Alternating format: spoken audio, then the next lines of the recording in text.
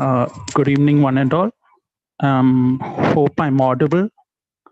We'll be starting in a minute as others are joining in. We'll soon start in a minute. Thank you.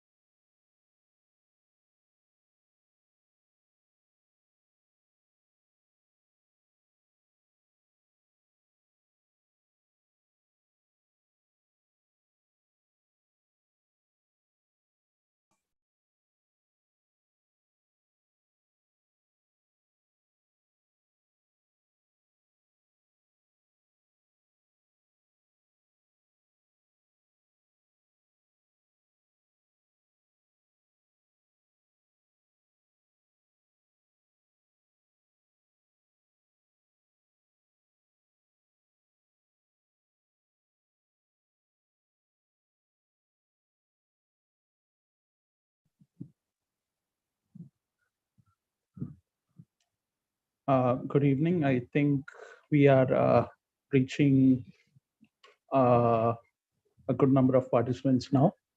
Good evening, one and all. My name is Vishal Philip. Most of you might know me from the different ASPIC club functions that we have been having for the past 2 years. And this year's annual meeting, as discussed with all the ASPIC members, we'll be having the first ever online ASPIC clubs meeting this year. So this is the third consecutive ASPIC club meeting that we are having since the inception of the clubs in 2018. And currently we are situated in 16 constituent colleges and universities, both in the states of Kerala and Karnataka. And today we have the faculty advisors and the student ASPIC members joining us for this online event.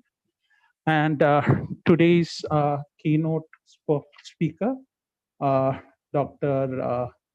Devika Pillai, who is the Director of Research at Kerala University of Fisheries and Ocean Studies, will be addressing us today for the keynote address. And I would like to especially welcome her to this event. And for the latter sessions, we have various eminent professionals from different backgrounds to talk to you on various AMR interventions and how better you can.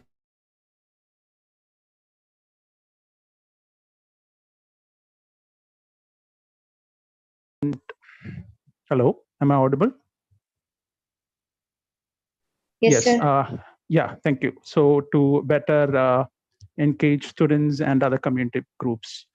Without further ado, I'd like to welcome Chelsea Susan Sunny, who is an ASPIC student member of PGM College, Kangaya. She'll be just introducing the first session for the day, the keynote address. And later on, I'll be also welcoming Dr. Professor Jean Abraham for chairing the session. Chelsea, the floor is yours. You can just introduce the session. Thank you. Sir, can you hear? Yes, Chelsea, please go ahead. Okay. Good evening to one and all present here. Today, we are gathered here for the annual meeting of the ASPIC clubs. On this occasion, I am blessed with an opportunity to introduce a very interesting topic, implications of antimicrobial resistance spread in waterways, environmental presence, and hotspot. Antimicrobial spread has become a matter of great concern worldwide. Its implications are now seen in our immediate environment. These drug-resistant genes have the potential to spread to pathogenic bacteria. This is certainly a matter of great concern. Today, we have amongst us a renowned scholar who does her research on this very topic, Dr. Devika Pillai, Director of Research, Kufos, Kochi. On behalf of all present here, I welcome you, ma'am, to this gathering. I would also like to introduce Chair of this section, Professor Jean Abraham. Jean ma'am is an alumni of the prestigious Kasturba Medical College, Bangalore. She was the former faculty of Center for Health Sciences, Calicut University. Currently, she is the head of the postgraduate department of microbiology at BGN College, Kangada, Kottayam. I welcome you, ma'am, to this section. With these words, let me conclude. Thank you all.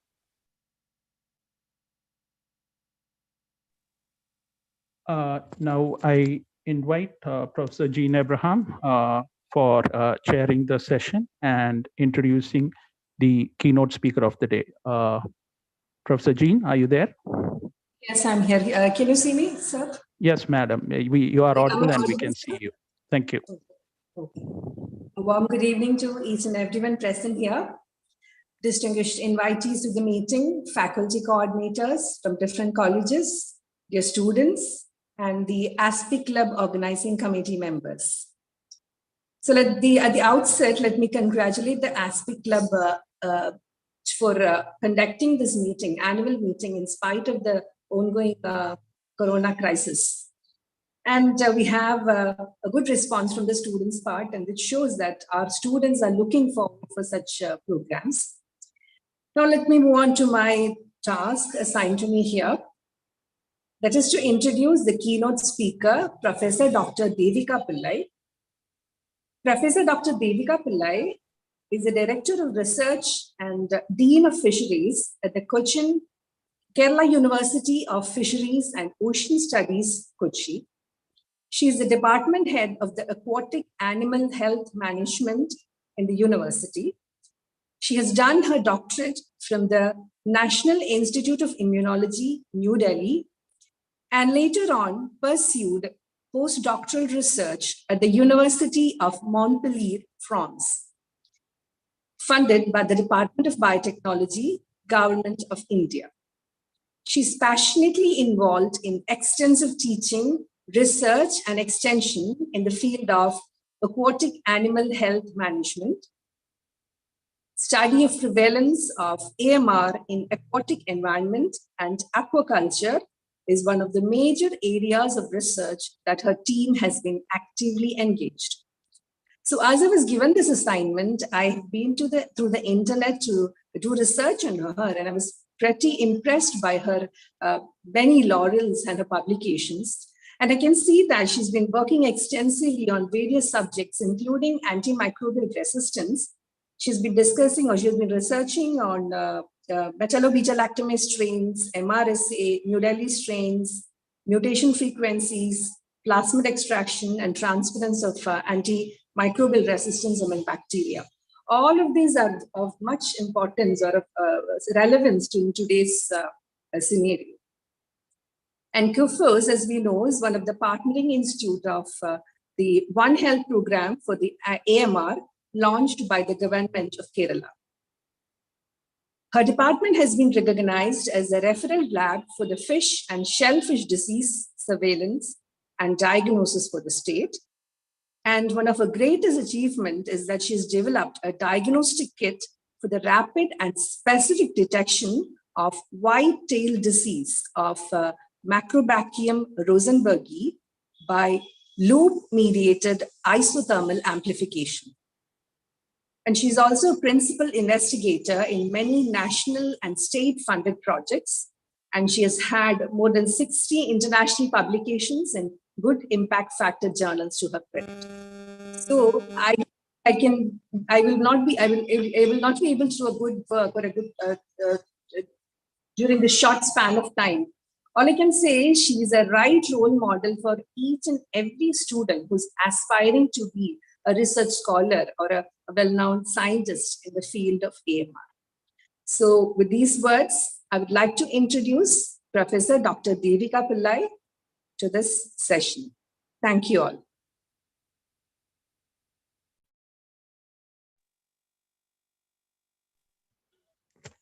Hello, Dr. Devika. Yeah. Hello. Good evening to all. Can you hear me? Yes, madam. You're audible. Yeah. Thank you. Thank you so much for the nice words of introduction. I would first of all like to congratulate the ASPIC Club for the wonderful work that they're doing, and for organizing this, as Dr. Jean was saying, to organize this sort of event during the pandemic itself is an achievement. And I see that there is a good participation of students and the staff coordinators. So I'm glad, because as all of us who are participating in this event know, antimicrobial resistance is something which every citizen should be aware of, and all of us should be working towards reducing it. So thank you, React Asia Pacific. Dr. Philip is a very, very close friend of mine, and we have been associated in many in our work, in our many conferences. It's always a pleasure to work and talk to him. And when he sent me this invite, Vishal, thank you so much for the invite. And it is all, as I told you, it is a pleasure to be part of this any event that you organize. So without much wasting more time, I would like to share my presentation. Actually, I would this is a part of a work that one of my PhD students had done. She was awarded the PhD degree.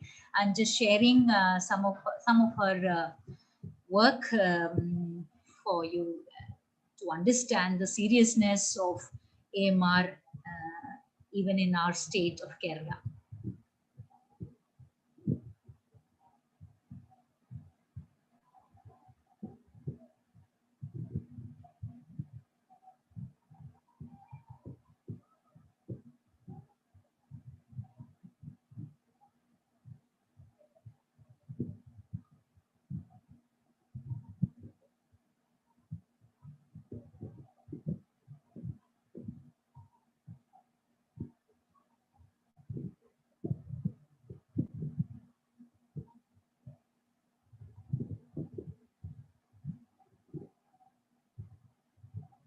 Can you see the slide?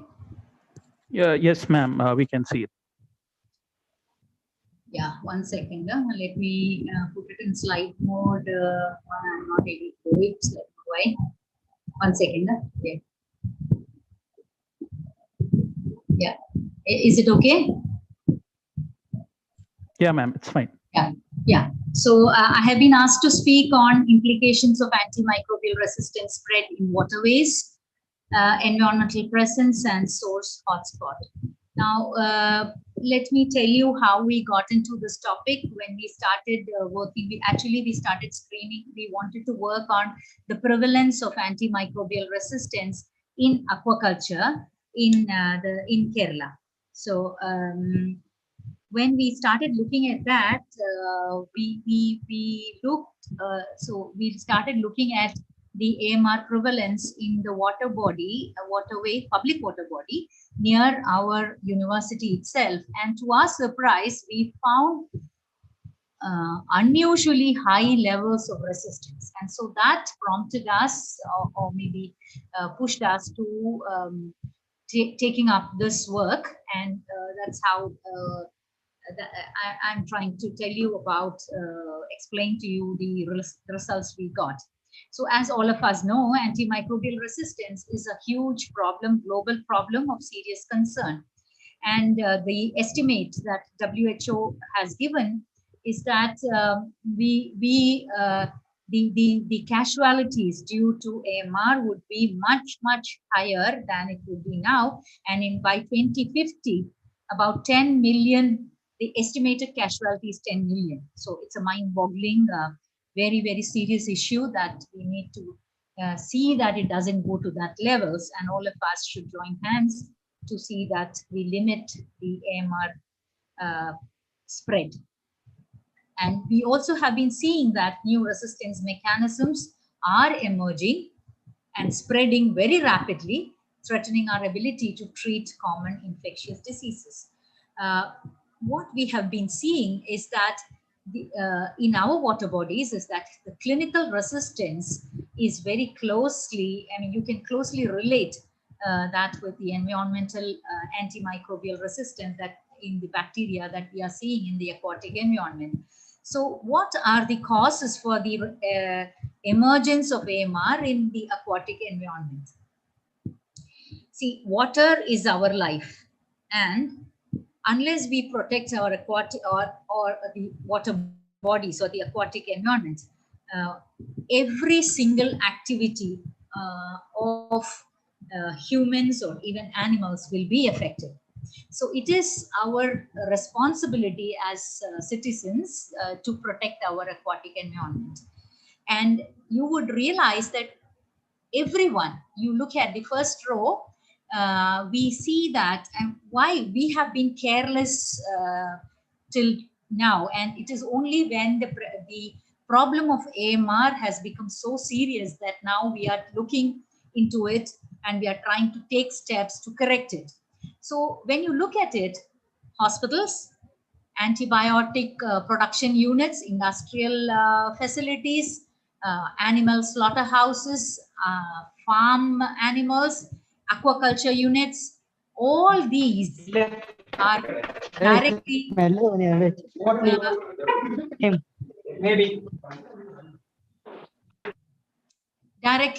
releasing their discharge into the water bodies. So that is where the problems comes in. So every activity, be it the terrestrial, and in addition, in our field, aquaculture activities, if the farmers are careless, they also add to the load of AMR in the aquatic environment. So ultimately, what happens is all the activities that you see in this picture affects our waterways, the rivers, the sea, our ultimately the drinking water source and the aquatic life. And finally, that will come back to us and affect the humans. So coming to our study, the study that we did in our department, we selected 5 districts, mainly focused on 3. One from the south area, we took Kollam. Middle region, we took Ernakulam, and north, we took Kannur. Wayanad, we took only as a control, just to see that, just to understand the AMR presence. How it is, the dissemination and spread of AMR. So when you look at it, Ernakulam, we actually chose 2 hospitals. I'm showing the data of only 1 hospital, and we took 2 hospitals. 2 aquaculture farms, which were situated close to the hospital. It is a well-established hospital, and 2 aquaculture farms quite near. That is 1 kilometer and 2 kilometer distance from the hospital. In Kollam district, we again chose 1 public hospital and a farm which was located about very close, that is 800 meters distance. Kannur, one hospital and 2, I think 2 or 3 aquaculture farms close to it. This was taken because of the cry from, or because of the complaint which came from aquaculture farmers, that even when they were not using antibiotics, they were finding, from the samples collected by other bodies, found aquaculture residue in their aquaculture farm when they did not use any antibiotic at all. So that prompted us to choose.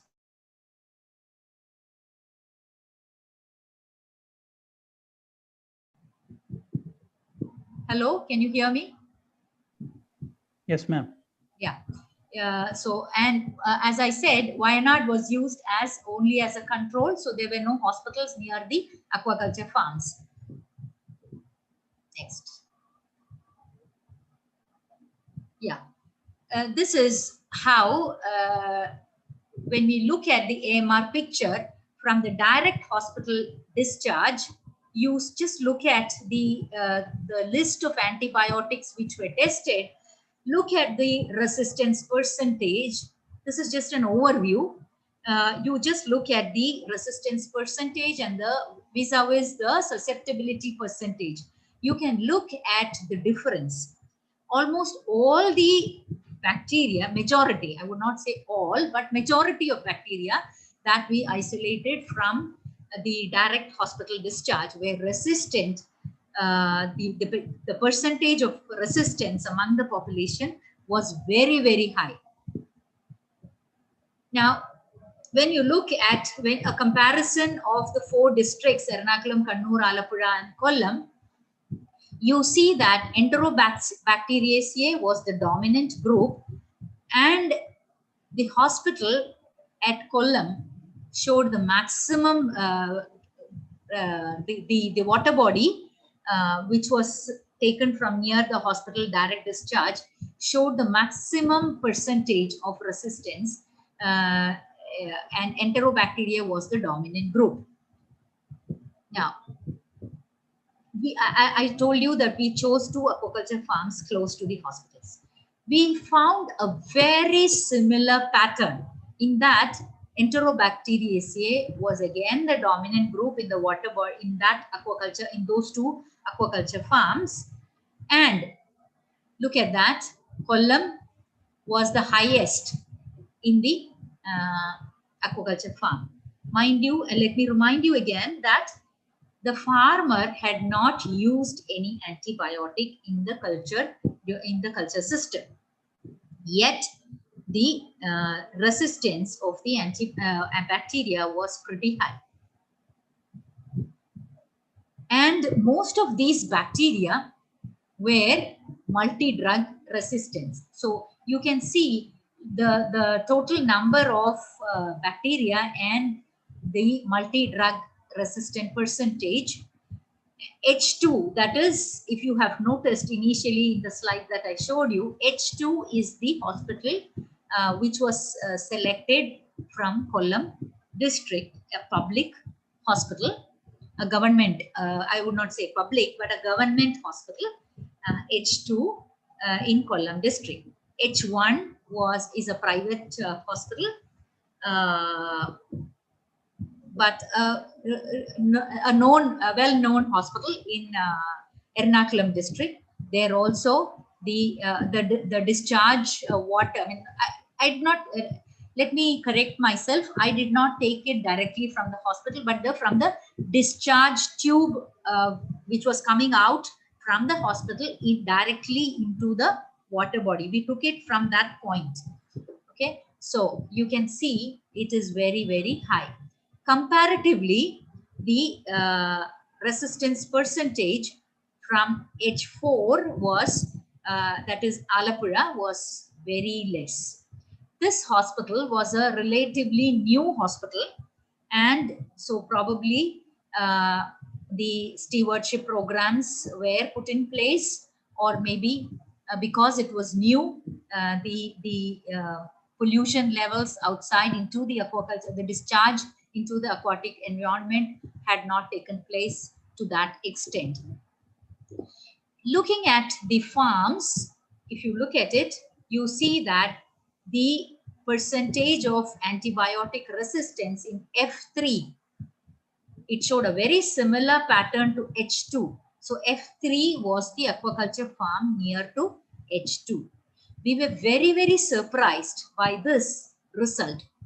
Okay, the antibiotic plates. When we did a first step, we did was antibiotic sensitivity testing, and we were actually astonished by the resistance that we were getting from both the samples that we collected from H2 as well as from F3, which was the aquaculture farm. And so the pattern of antibiotic resistance or antibiotic susceptibility was very, very similar to that we got from the direct hospital discharge points. So I'm restricting my talk to the results that we got for resistance to carbapenems, quinolones, and ESBL, and lastly to the gram-positive methicillin as well as vancomycin resistance.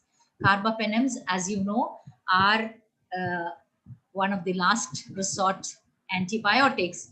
And how does the mechanism of resistance work against carbapenems?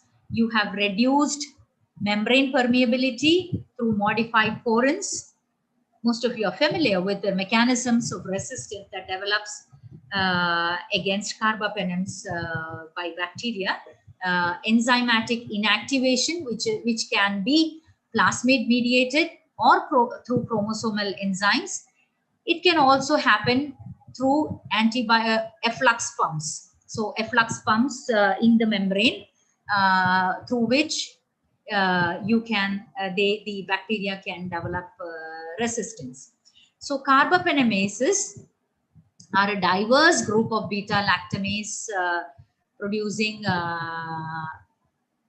enzymes, and the results that we got is Klebsiella pneumoniae was the bacteria which was the dominant group which had showed resistance against carbapenem antibiotics. Okay, Klebsiella pneumoniae is, as most of you know, very a pathogen of great risk. It is an environmental isolate also, but it has a lot of significance as a human pathogen because it can cause pneumonia. Okay, and the isolates that we were getting was highly resistant to not only carbapenems but most of the antibiotics that we tested. But of concern is that it was resistant to carbapenem, as well as in the subsequent slides I will show you that it showed very high resistance to even quinolones.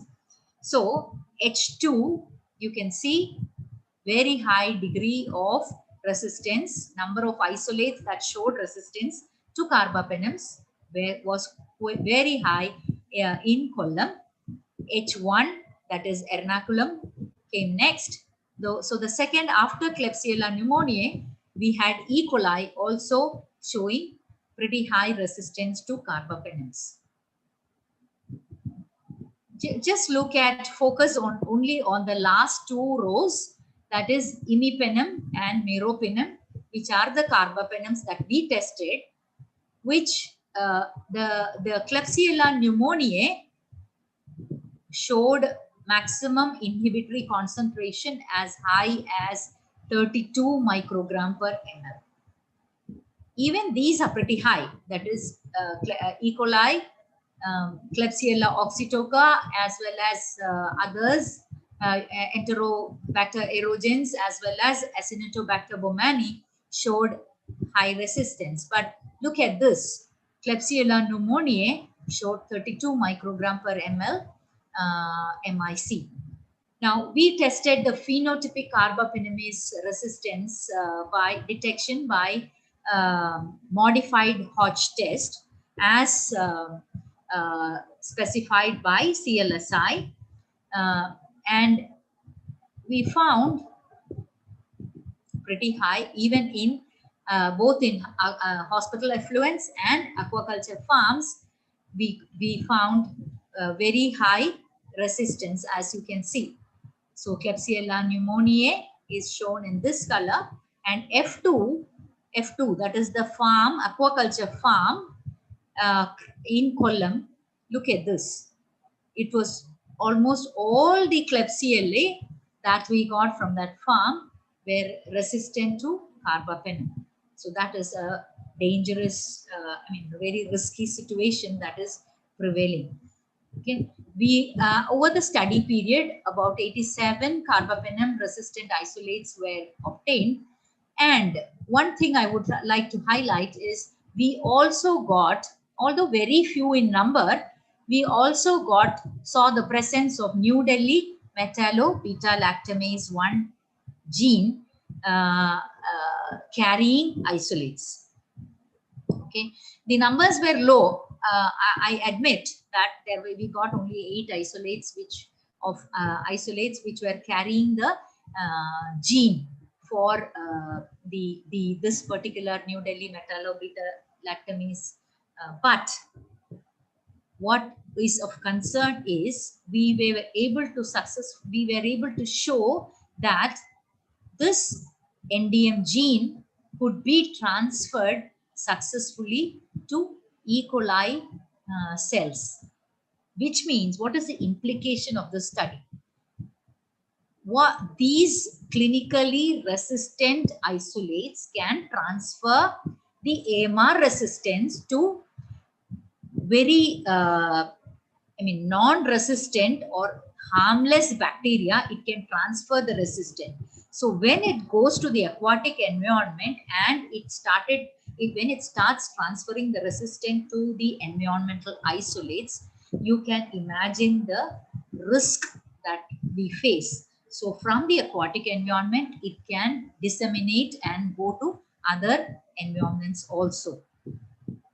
Coming to the quinolone resistance, again, the mechanisms are of the bacteria acquiring quinolone resistance are many. And what I would like to point out here is all these, the bacteria, the percentage or the frequency of acquiring resistance goes high as the pollution or as the stress level increases, or the selection mechanism becomes more and more prevalent when the stress in the environment increases. Okay, so so when the discharge goes without any control, from the hospitals or from the industrial waste or any other matter, even in aquaculture, when the farmer starts using antibiotics because of more and more aquaculture intensified activity, it is going to cause a lot of stress to the environment, and the bacteria in the environment start acquiring resistance in many ways. So quinolone, I'm explaining this because I understand that most of the audience are students. So why we need to be careful. So gyrase, topoisomerase gene mutations are the major mechanisms, but we did not get this. This was not the major, we could not find much of this. What we found was other mechanisms. Majorly, we found plasmid mediated resistance and alterations in the efflux pump mechanisms was the major resistance development mechanisms that we saw. So again, the pattern of resistance was more or less similar. H2, the Kollam hospital discharge, that the site near the hospital discharge, near that hospital was pretty bad, and the quinolone resistance was astonishingly very high. The plate, the antibiotic sensitivity plate was clean. I'm not exaggerating at all. It was clean. That means the resistance was so high. And even the F3, the farm near the hospital site, showed unbelievably high resistance to quinolone.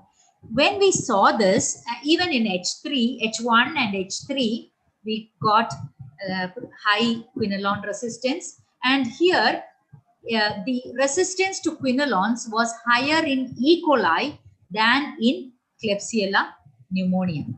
Okay, and when we found such high resistance to quinolone, we were very surprised. So we started looking at the residue level.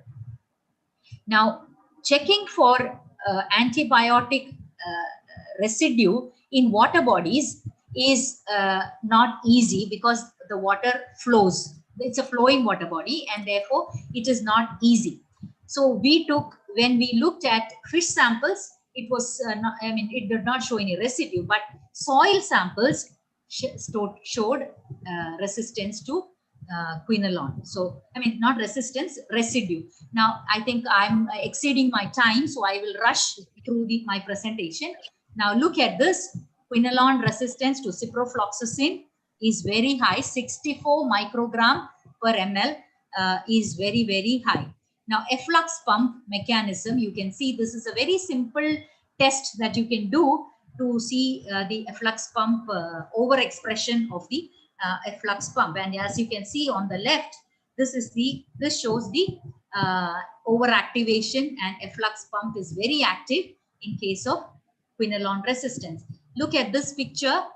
You can see the gene for quinolone, different types of quinolone resistance gene we could map, and we could also show we could also successfully transform E. coli cells by conjugation. We could transfer the resistance to E. coli cells, and by which we could show the risk that we are facing. Now, let me rush through.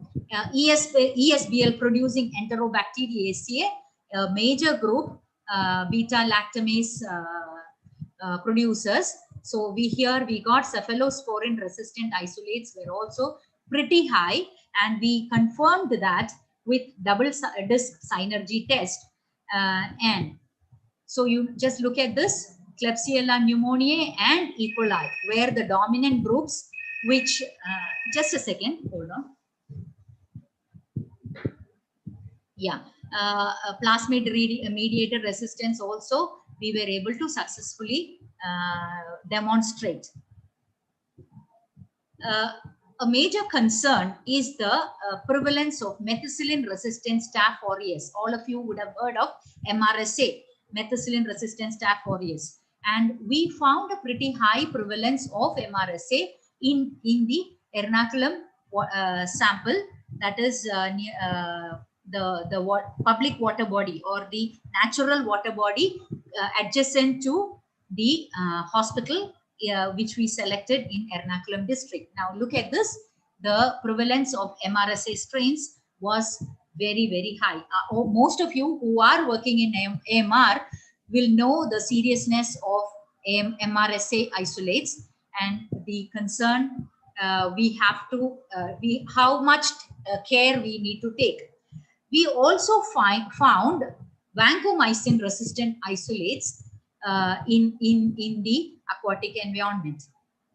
Look at this, both Van A and Van B isolates in the H1, that is the Ernakulam samples showed very high prevalence of vancomycin prevalence, showing that the hospital was using more of vancomycin. Probably that vancomycin was being used on a higher scale in that particular hospital. So what is the conclusion? The aquatic environment situated, I mean, the near hospitals, where the hospitals were situated near the aquatic environment, the bacterial isolates from these aquatic environment had very high prevalence of antimicrobial resistance. So what does that convey? That first of all, locality of the hospitals becomes very important. It should not be located near the aquatic environment. First thing. Second thing, if at all, if it is situated near the aquatic environment, the antibiotic stewardship programs should be very strictly implemented, because ultimately it is going to pollute our aquatic environment or our water bodies. And our study also showed that hospital size was an important factor.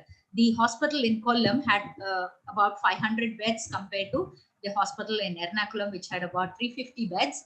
So depending, the higher the volume of number of patients and the volume of work that was being done in the hospital, the amount of pollution in the water body was, you could directly correlate.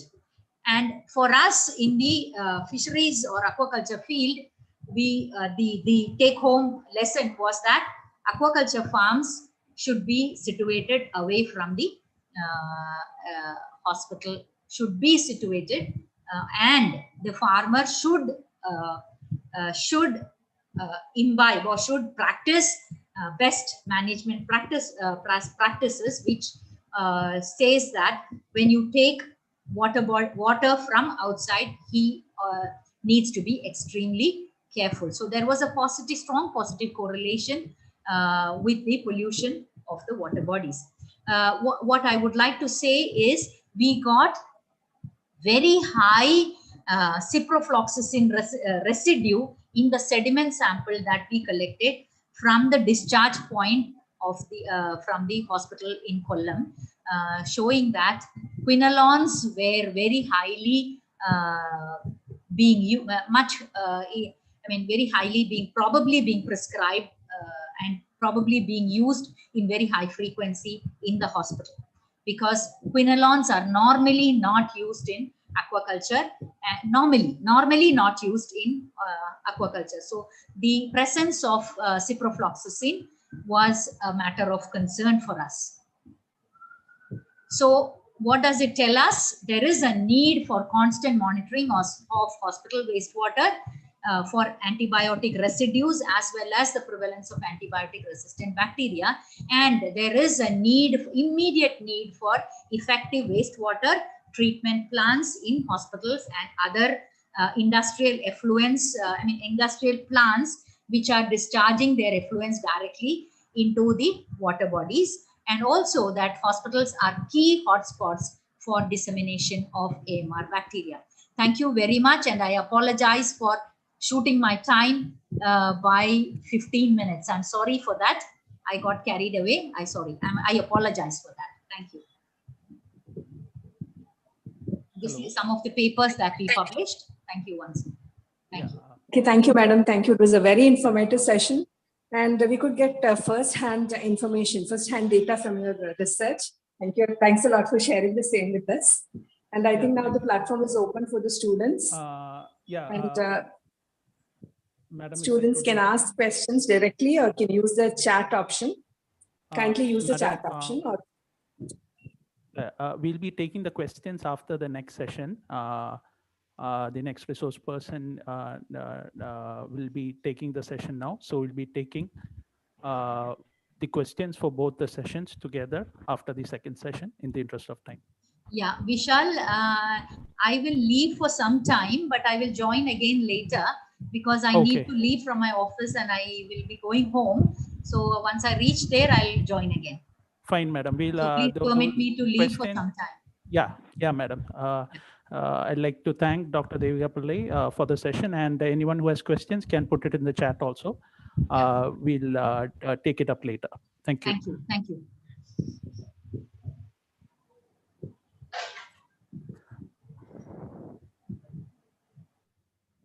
Now, I will be moving on to the next session now on science engagement and AMR by Dr. Maria Practing. I invite Professor Vidya to quickly introduce her to the audience. Thank you.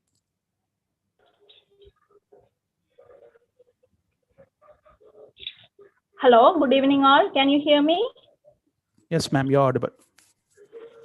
Yeah, it's my honor to introduce our research person, Dr. Maria Pranding. She holds PhD in medical microbiology from Uppsala University, Sweden, and she works at REACT Group Europe as scientific coordinator and an antibiotic expert responsible for providing scientific and strategic support to REACT's project. Above all, she coordinates REACT science-related engagements with Uppsala University. With all pleasure, I welcome you, ma'am, for the session. Ma'am, can you please? Yes, thank you very much for that introduction. I'm going to share my screen. Can you hear me all right? Yes, ma'am. Okay, thank you. Let's see.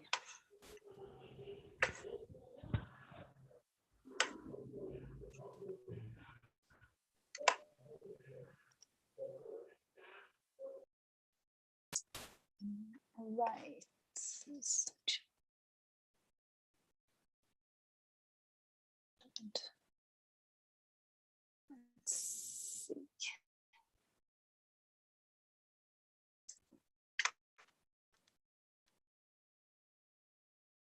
All right, can you see my screen now? Yes, we can see it. Thank you. Yes, ma'am. All right, so thank you very much. Good evening, everyone. I'm very glad to be here today to talk to you. I'm joining you from Sweden. And I will talk about science engagement and communication in relation to antibiotic resistance. Firstly, I would also like to say that I think it's very impressive how this ASPIC Club network has been growing, and it's very inspiring to see all the work that you are doing. Myself, as you heard, I have a pure science background. I have a PhD in microbiology, looking into very much the details and how bacteria develop resistance and how that is spreading, so the genetics of resistance. But then I moved on to working with REACT, and I've done so for the past 6 years. And a lot of my work at REACT relates to translating the science into our advocacy messaging and policy messaging at REACT, and also to a wider audience as a project lead for the REACT Toolbox, our online repository for antibiotic resistance information that I will come back to a little bit later during this presentation. And I would just like to also start, I'm really sorry I have an engagement right after this meeting, so I have to leave very quickly after this session, but you're very welcome to also email me. You can find my email address or the Toolbox email address online. So I'm very happy to take questions there, or if Vishal and the REACT Asia Pacific team can forward those questions. I will have to drop off quite quickly afterwards, but you're very welcome to reach out. As one thing that is for sure is that communicating about antibiotic resistance is very difficult. It's not easy, and we know that pathogens are developing resistance to antibiotics, and we know that people are dying already from this. But we don't know exactly the extent of this problem, and antibiotic resistance is also it's a more slowly growing threat than, for example, what we've seen with the COVID pandemic. So it's much more complicated communicating the urgency to act on this issue. And there's also a tendency for us to let's see if I can switch, to rely on very technical language when we talk about antibiotic resistance. And as a scientist, I know I do that myself as well. And it's a learning process to try to make my communication also better for reaching wider audiences. And we tend to also often use these aggressive language. Here are just some examples where we talk about the war against superbugs or new weapons against bacteria. And this is we know from past experience and research within the communication field that using these types of apocalyptic messaging and threat messaging, war messaging, can actually have the opposite effect to what we want to achieve, and may make people more scared and feel I can't do anything and not act on this issue. So. And in terms of resistant bacteria, we also tend to sometimes scare people a lot with being afraid of bacteria, for example, which can be problematic since we also have good bacteria living in our bodies that we need to take care of. So you have this dual problem of antibiotics being life-saving in some instances, but when you take antibiotics, there's also the risk that you might become colonized with resistant bacteria yourself, and that can lead to a serious infection in the future. So you're actually risking your own health to some extent by taking antibiotics. But of course, if you have a bacterial infection, that outweighs those risks. But it makes it challenging to communicate about. So given all of this, it's important when you work with your communication efforts to plan this as much as possible and think about some things in advance to make your communication more effective. So today I just wanted to share a few tips and resources that you can use in your future work, hopefully within the ASPIC clubs. And I will start by just talking about 4 different areas: the behavior and actions to promote, what target groups you wish to reach, the message, and the channels for communication. So first of all, it is very helpful to start thinking a little bit more about defining what you actually want to achieve with your communication efforts. For example, you could imagine doing work within hygiene. Is it, for example, that you want to promote better hygiene practices? That could be related to improving hand washing practices in some areas, or properly cooking food, or something that has more to do with prevention and vaccination campaigns, for example. Or maybe you want to more focus your efforts on reducing improper antibiotic use, whether it's for maybe non-bacterial diseases such as colds or diarrhea, when you should not use antibiotics most of the cases. Or is it more specific?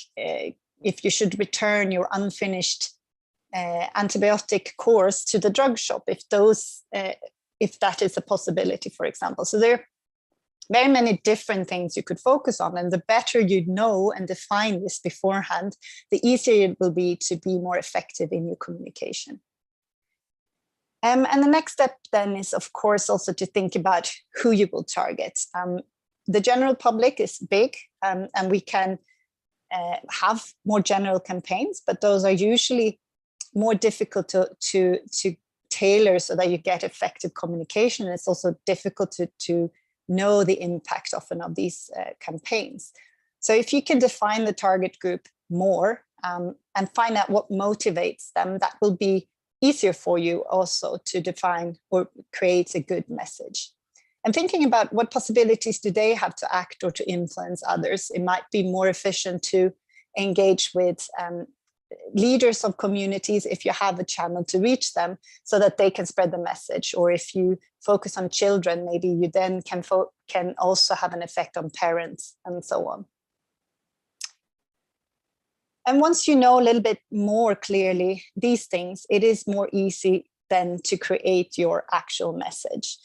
And this is all about making it as relevant as possible to your target group. And what behavior you wish to influence and the desired actions you want your target group to take. So, for example, when you have your message, it's important to consider things like, is it possible for the target group you've chosen to act on your message? It can be, just to give you a simple example, say that we, for example, would like to decrease use of antibiotics within the food animal sector. Maybe the most efficient way is to promote more vegetarian food, for example. But would that be possible among the target group you have chosen to maybe afford this? Are there options available? Say, for example, in your own university, in the cafeteria, do you have good options for sort of acting on the message you're presenting? Another thing that is very good to do is test your message beforehand, and also discuss, of course, with experts and others that have an influence on what can be a good message. So last week was Uppsala Health Summit, was a lot of discussions about different behavioral change interventions. But one of the things, one example came from trying to adapt a campaign that was run in England to, I think it was Rwanda setting. And one of the things that were discussed were just the words used. So in the English setting, they had used the word bugs, and that wasn't something they wanted to use in the African setting. So there they chose instead to go with microbes. And I think in each context, you know your context all the best, and what different types of words means in your context, and choosing the right ones is very important to get the message across, and testing it out a little bit beforehand. So a few years back, the Wellcome Trust tried to looking into what messages and how messaging are perceived on a little bit larger scale than just the normal testing of messaging. And they did a lot of research, among others in India, looking at what people were thinking about different messaging. And they came up with 5 principles for communicating to the public about antibiotic resistance that is a good starting point, even though, of course, you can have a lot of other aspects as well, but it's something to help structure the way of thinking when creating your message. So they suggest that you should frame drug-resistant infections as undermining modern medicine and threatening all of the treatments that we've come to count on today. Also, to explain the fundamentals succinctly. People did want to understand antibiotic resistance, what it is, but not too technical, and in that way could be difficult for them to understand if you use too technical terms. And you should emphasize that this is a universal issue, that it can affect anyone, including yourself, focusing on the here and now rather on projections of the future is also relevant, so that you can feel this is actually relevant to me now. And also to encourage immediate action. And having actionable messages is something that is very important. As I mentioned before, that they can actually do something in response. In Sweden, we've had a big campaign, or the big campaign has been focusing on protecting antibiotics rather than the threat of antibiotic resistance, so that you can get a sense of you can actually do something to protect antibiotics, and trying to drive that message across. And the Wellcome Trust also have this reframing toolkit to help out when creating the message and pointing out more specifically what can be problematic. So here are some examples. When you say the drugs don't work, there were people saying, you know, okay, that doesn't give me enough information to judge whether I should care. And I have a lot of questions, which drugs and why not? And the last example here, AMR, is the ability of a microorganism to stop an antimicrobial from working. Here's clear that people were reacting to the use of AMR, for example. They don't understand that. So it's important to think about what the people in your context and the target groups you're trying to reach, if they can actually understand what you're saying, and testing those messages out. What we also see much more of now today is that we try to create sort of the phases of resistance. This is an example from Africa of Abigail, who has been treated with 4 different types of antibiotics, but her infection cannot be treated with these antibiotics because it's resistance caused by a Klebsiella bacteria that is very, very highly resistant. And the available antibiotics, so here is also an issue of access in this country to these antibiotics. So this little girl's life was not possible to save. And linking these stories together with that are relevant for your context, and finding these stories, but also linking it to the actions that can be taken, or if there might be people that have had a drug-resistant infections that then move on to become champions for the cause. Also the channels for reaching out, you can of course use, depends on who you're targeting. There's today social media channels and so on that can be used, but perhaps there are already community activities that you can tap into and use structures that could be useful for you to reach out, so you don't have to do all of the work. So mapping out a little bit what's ongoing in your community is probably a good way to start to see if you can use something. So in Uppsala, where I live, we have something called the SciFest, which is a big science fair where the universities can go and the public can come to learn more about science. And a friend of mine has been partaking in this, and she is an antibiotic resistance expert. They've created a simple game that for high school students that they can play. And this year, due to the COVID pandemic, this fair went online, and the high schools could book a workshop together with her and her team, and they would get these simple instructions so that they could create the game themselves. And their role was to sort of be part of this and explaining why things were happening in a certain way, and why resistance and how resistance develops. And that was how they were reaching out. And maybe you have already through your universities and so on, abilities with exchanges with schools, for example, or networks that could be tapped into. And I think, so just to summarize here, if you can answer these questions when you work on communication and antibiotic resistance, you will have come a long way in making your communication more effective. And I wanted to also just spend a few minutes on the React toolbox, which is our online repository, as I was talking about. So this is how it looks if you come to the React homepage and the toolbox. And it was launched in 2015 because we saw there was a gap and people were asking for one place where relevant information was collected on antibiotic resistance. And here we're trying to focus also on research limited settings and working across the React nodes to find good information to put here. It's free to use and it has a lot of information, more than 500 open access resources, among other things that you can use. It has 6 focus areas for action: understand, raise awareness, measure, rational use, prevent infection, and policy. And I think the first 2 are the more relevant for you. Understand gives you information about bacteria, antibiotics, and resistance. Maybe not at the level of the general public, but for those who wants to learn more and get ideas for what to talk about when talking about antibiotic resistance. And raise awareness is perhaps the most useful in terms of this topic that we're talking about. It gives inspiration and tools for awareness raising and training on antibiotic resistance. And the other focus areas are more on how to measure resistance or setting up stewardship in hospitals and creating policy. So, but the first 2 for this purpose of this talk today.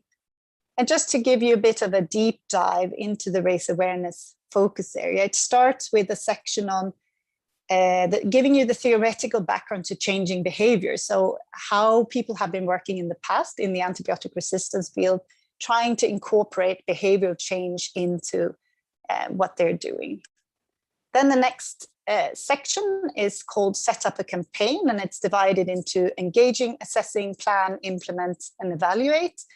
And it provides guidance for setting up an awareness raising initiative. And the idea here is not to go through all of these steps in a certain order, but it's to organize the homepage in a way so that you can find information for whatever step you need help on.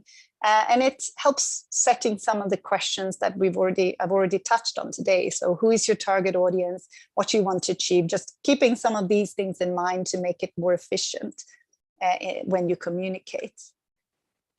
And just to give you a few examples of the support resources that we have here: Building Coalitions for Containing Antimicrobial Resistance, a guide.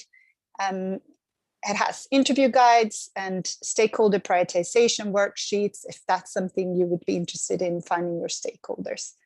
You can also here find the Reframing Resistance Toolkit that I talked about, gives you examples for how to communicate more efficiently.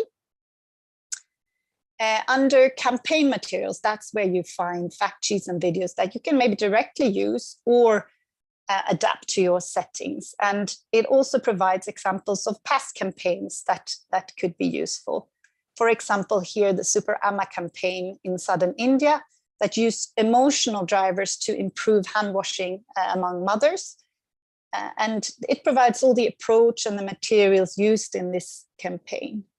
Another example is the eBug initiative that was started in the UK, but it has been used actually all over the world. Some of the resources are more from a high resource context developed for, but there's a lot of fun ideas in here and inspiration, all for free. And here, for example, is a recipe book and so on, and keeping hygiene when you cook is a focus.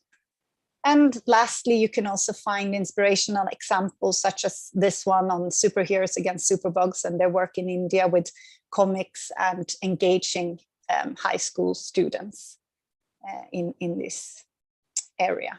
So with that, I would like to end, and I hope I have given you some inspiration and ideas for your work in the future, and know where you can find some more resources and tools to help you when you conduct your activities in the future. Thank you very much.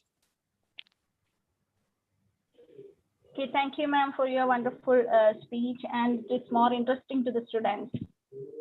Now, if you any doubts, Uh, the session we'll be taking the Q&A sessions. If you have any questions, you can put it in the chat box, and we'll be forwarding it to Dr. Maria to her mail ID. If you have any questions, you can put it in the chat box. With the in the interest of time, we'll be winding up this session now. Once again, I would Thank you, like to sir. thank Dr. Maria for that wonderful presentation, for explaining how to communicate the complex nature of antibiotic resistance to different target groups. So thank you, Dr. Maria, for that wonderful session. Thank you very much. Bye-bye. Thank you. Bye.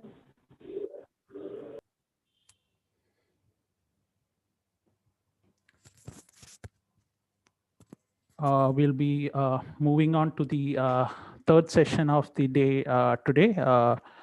I invite Dr. J.R. Renjalkar, Senior Research Officer of REACT Asia Pacific, CMC Vellore, to introduce the next session and the speaker for the day. Thank you. Hi, Vishal. Can you hear me? Yes, you are audible. Yes, thank you. So, hi, everyone. I'm Jaya, moderator for this particular session. So, let me introduce Mr. Prateek Sharma. Prateek Sharma is a research associated at REACT North America. It's part of our REACT network. And he also works with IDEA Initiative at Johns Hopkins School of Public Health. So basically, he's a public health specialist by background, and he has worked extensively on antibiotics and AMR for the past few years. He has also worked with the World Health Organization, and his team has actually won the Innovate for AMR competition in 2018. So though there is a lot to share about him, let me stop at this point and hand over to Prateek for his session on issues of access versus excess at global level. And I'm very confident that his session will give valuable insights and direction to our ASPIC Club activities here at India. So welcome, Prateek, and over to you. Thank you, Jaya, for that kind introduction, and good evening, everyone. Thank you for this opportunity to join the ASPIC annual meeting and to share the REACT Strategic Policy Program's perspective on addressing AMR in the global context in access to access. So I work together in the IDEA Initiative and REACT Action on Antibiotic Resistance to support increased policymaker awareness on antimicrobial resistance. And our node works closely to support students around the world to become champions for AMR through our student workshops, classes, and the current Innovate for Health Global Design Sprint. I actually found my way to REACT through one of the capacity building workshops organized by REACT, and now I work on global policy relating to AMR. And since my undergraduate research, I've always known that I've wanted to work on AMR, but I was never able to find a community of students who also share this interest till later in my career. So I'm quite excited to see the number of students here at this annual meeting and have this interest in tackling AMR. So in my presentation, I'll be discussing some of the drivers of antimicrobial resistance, investing in stewardship to tackle AMR, and enabling sustainable access to antibiotics, and how you as students can be potential champions for antimicrobial resistance. So policymaker awareness of antimicrobial resistance has surged over the past few years, as it should be. Antibiotics remain a cornerstone to modern day medicine, and the effectiveness of these drugs is key to surgery, cancer chemotherapy, organ transplants, and of course, the treatment of neonatal sepsis. And in 2012, before the European Union, then WHO Director General Margaret Chan spoke of a post-antibiotic era, what she described as an end to modern medicine as we know it. Things as common as strep throat or a child's scratched knee could once again kill. And in the years since, we've seen reports from the UK, the OECD, and the World Bank. And importantly, for only the fourth time in history, a global health issue came before the UN General Assembly. And leading up to this, what we call the tripartite agencies, the World Health Organization, the Food and Agriculture Organization, and the World Organization for Animal Health have taken up the issue of antimicrobial resistance. However, we've known of the consequences of antibiotic overuse for decades. So Alexander Fleming, who discovered penicillin, foretold of this challenge in his Nobel Prize speech in 1945. So where are we today? So let me walk you through some of the figures that you will see widely cited. The CDC has estimated that more than 2 billion people fall ill with drug-resistant infections each year, resulting in 35,000 deaths. And in the European Union, the number comes to 33,000. And globally, the UK review on AMR puts the human toll from drug-resistant infections today at 700,000. Despite these figures, antimicrobial consumption is still expected to increase by 15% between 2015 and in 2030 in the human sector alone. Historically, the increase in the human side was largely driven by growth in the low and lower middle income country and the upper middle income countries. However, during this study period, it is still the high income countries that have had the most intense use of antimicrobials. Furthermore, if you consider the animal sector, global consumption by 2030 is expected to increase by 67%, greater than it was in 2020 or 2010. If this is happening, and we know that antimicrobial consumption is set to increase, why should countries not just set targets for their national consumption? So let's look at this chart, where the x-axis is the total antibiotic sales in 2014 compared with the sales per capita, or the intensity of antibiotic use, on the y-axis. So if a country is on the right, it consumes a large number of antibiotics by volume, and this can be influenced by the population size, prescribing practices, burden of disease, and also access to antibiotics. Likewise, if a country is towards the top, its population uses antibiotics more intensively per person. And using this data, some researchers have already proposed that no country consume more than the current global median sales per capita, 8.54 defined daily doses per capita per year. And achieving this goal would reduce overall use by 17.5% globally. And wouldn't that be a better scenario for us in working in antimicrobial resistance? In my presentation, I want to give several reasons that might complicate this proposal and why we need to think about AMR from the perspective of both excess and access. So the graph on the left paints a picture of how universal antibiotic access to children under 5 could still make a huge difference. First, the x-axis shows that there is variation in the under 5 population that is able to receive antibiotics for pneumonia. And in India, where less than 20% of these children with pneumonia receive antibiotics.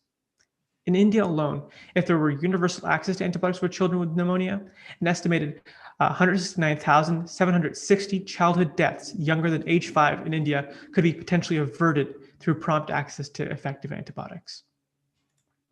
So let's start pulling this together.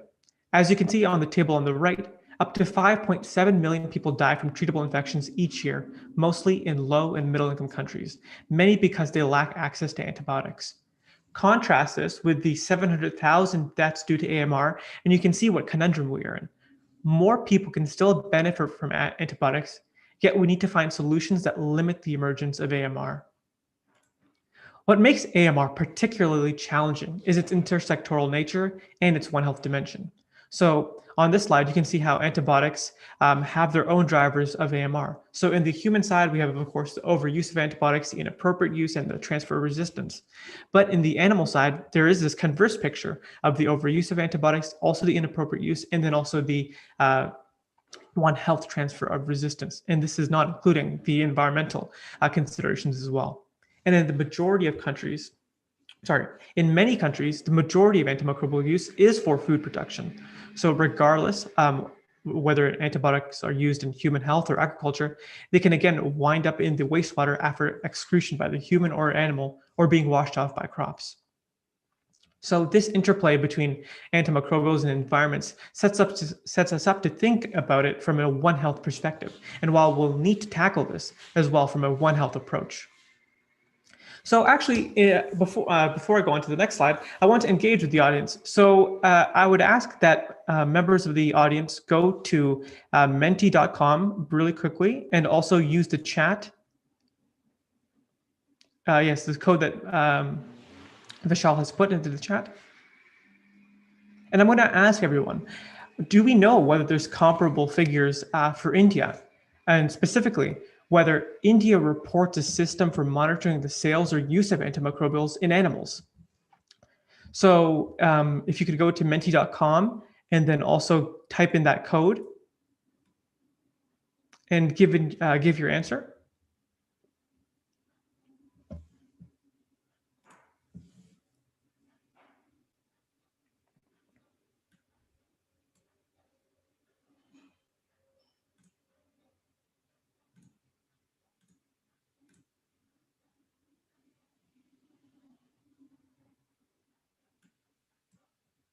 Our students, maybe if someone could say in the chat if they're able to access the website.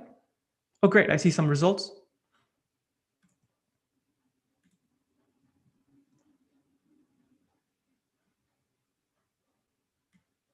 So I'll give a few more seconds.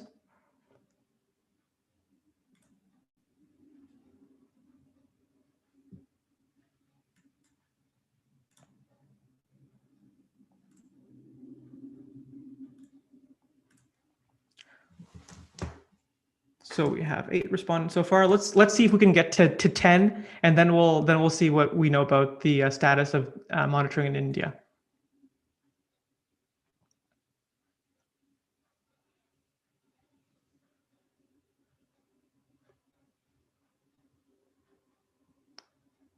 But yes, so the people that have indicated that India does not have a system for monitoring the sales or use of antimicrobials, that is correct.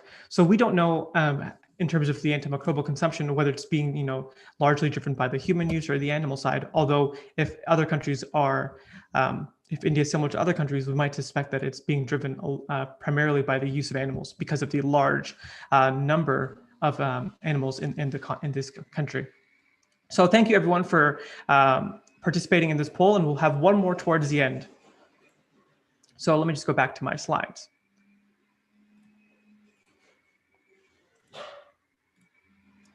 So I'm just sorry, close this other.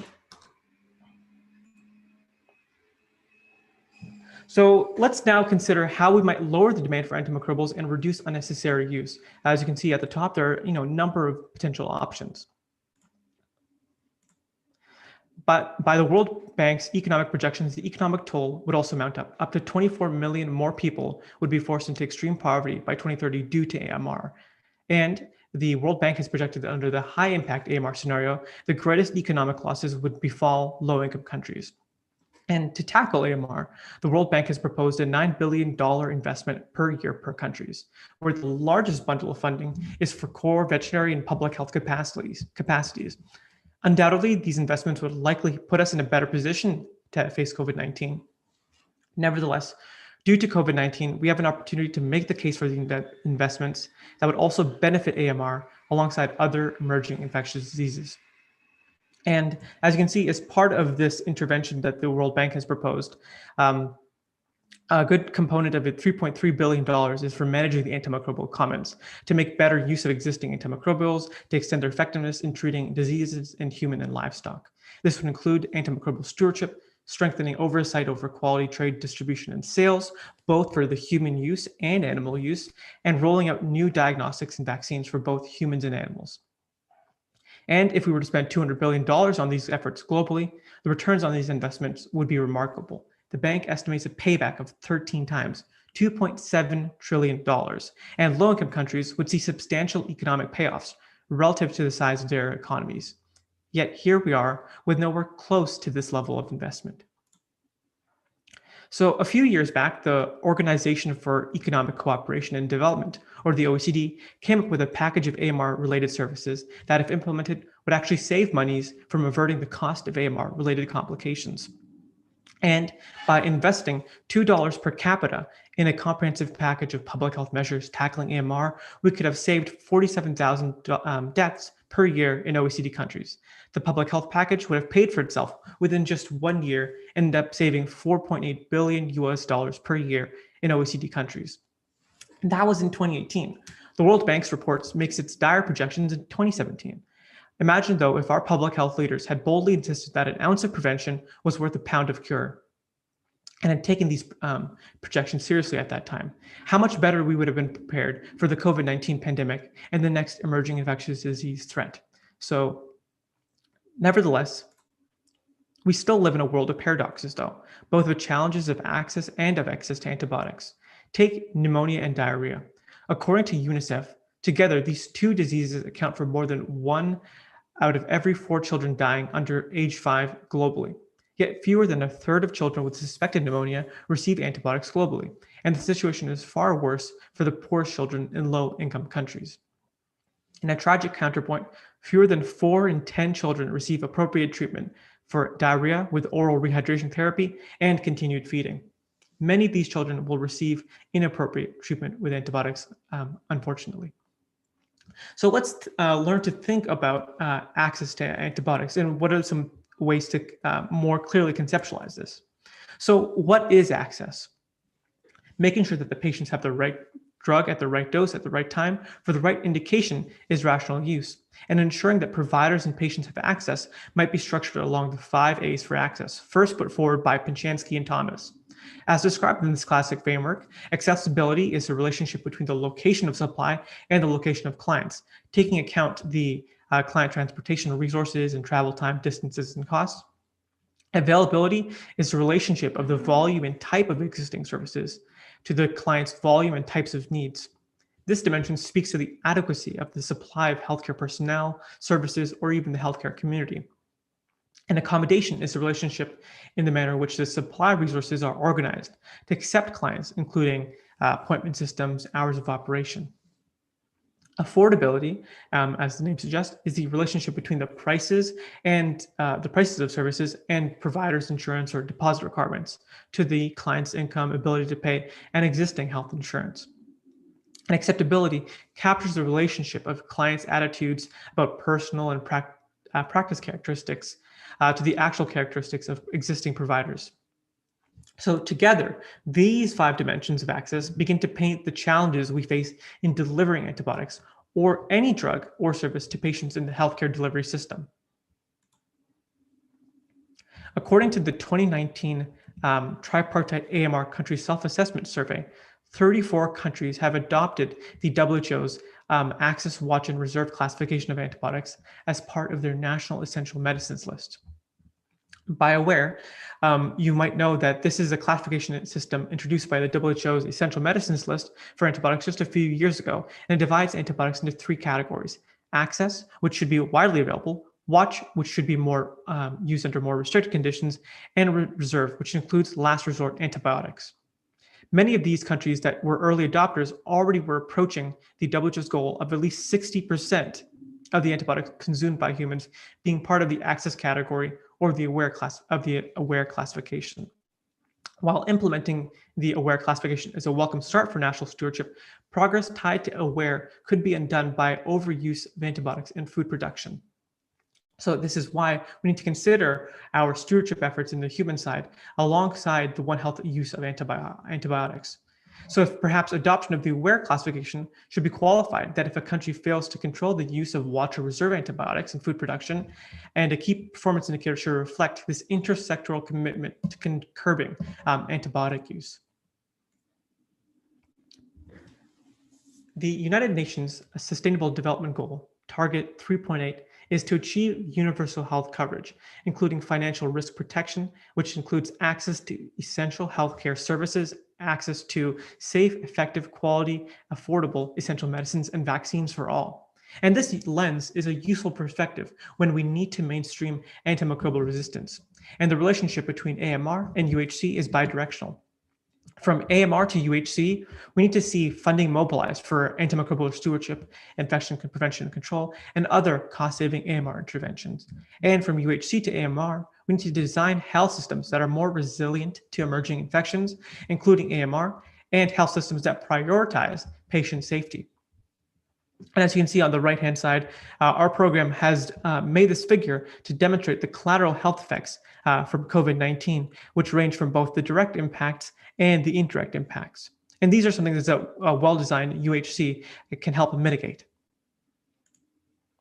So here we have gathered at the ASPIC annual meeting a generation that will inherit a world that will likely spend the next decade reversing our failure to prevent and prepare for the challenge of emerging infectious diseases. And sadly, we'll have spent trillions of dollars on the collateral effects, the economic fallout of the COVID-19 pandemic. So those of you in the healthcare profession will have to make do with less and do more with less. Yet we've had years of declarations, pronouncements from the World Health Assembly to the UN General Assembly, from the G7 to the G77, from the World Bank to UNICEF, and so on. But talk is cheap. Action takes more, often political will and courage as well as vision. So before I continue to talk, I'd like to ask the students go back to the Menti as I have one final quiz for the students. So if you go to the Menti, and the link I'll share once again.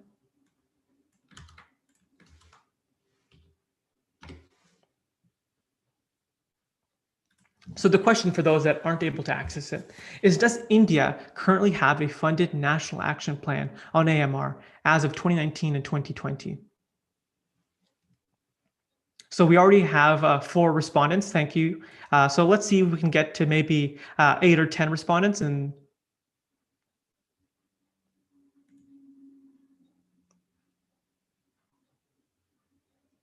great, we have 8. So let me just describe the results. 7 students have said yes, India has a national action plan that is funded, and 4 students are saying no. And the correct answer is no. India, in its own response to the tripartite country self-assessment, reports that they don't currently have a funded national action plan on AMR. They do have it budgeted, but not necessarily the funding has been allocated to implement these activities. So this is something that we need to address. And you students, as part of this ASPIC network, can be some of the change makers to hopefully drive progress on antimicrobial resistance in this context. So, and we believe it will have to come from examples you set locally. So we need bold new approaches. Too often, the antimicrobial stewardship practices today look different from the inventory checklists we see 2 decades ago. And we would have to tackle AMR, we have to apply new sciences of behavioral economics, machine learning, systems thinking, and mobile health. So this framework comes from a paper that was published as part of the UN Interagency Coordination Group, and it describes a framework for driving forward action on antimicrobial resistance. First, we need to target priorities, raise awareness, support behavior change, enable collective action, and monitor for accountability. And I just want to briefly describe some of the work that we've been doing with students through our own network. We've partnered with the IFMSA to organize the Innovate for Health, a global student design sprint. And from over 90 applications, we ultimately were able to see 32 teams join us in this global design sprint, over 100 students. And we've been equipping them with the tools to consider more innovative solutions to tackling antimicrobial resistance and other emerging infectious diseases. And we've taught them to go from idea to implementation to advocacy. And it is hopefully the contribution of students and their efforts, small perhaps, or against the measures of challenge, but powerful, because we believe that the future is yours to shape. So thank you for getting this opportunity to present, and we wish you a productive discussion during this ASPIC annual meeting, and we hope that you'll make change together. Thank you very much.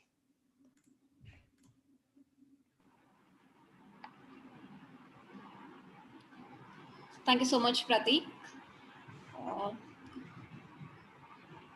There is one particular question. Can you take it? The question says, can we create a cure dependent on CRISPR-Cas9? And one more is, yeah. Okay, so I see can we create a cure dependent on CRISPR-Cas9 or CRISPR-Cas9 technologies? So yes, I think this question comes to this consideration of the antibiotic innovation. There are not enough new antibiotics being produced that will be able to address drug-resistant bacteria. So as a result, we are quite interested in seeing new technologies that aren't based on the same platforms as before. So I mean, there is of course interest in this genetic modification that can hopefully tackle new drug-resistant bacteria. So one of course is going to be this CRISPR-Cas9, and there's also bacteriophage therapies, but these are still new novel technologies. So the jury is still out, but as we all can hope though that new technologies will be developed to tackle drug-resistant infections. But to do so, we'll need to make sure that there are greater investments in antibiotic R&D.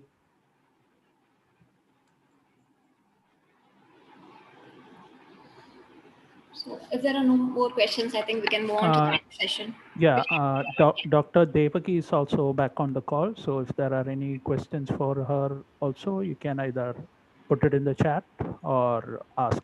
Thank you.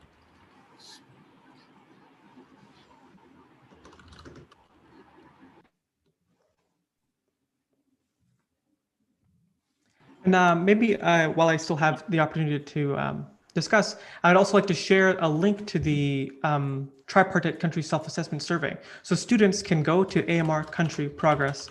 Let me just make sure it's .com or .org. It's .org.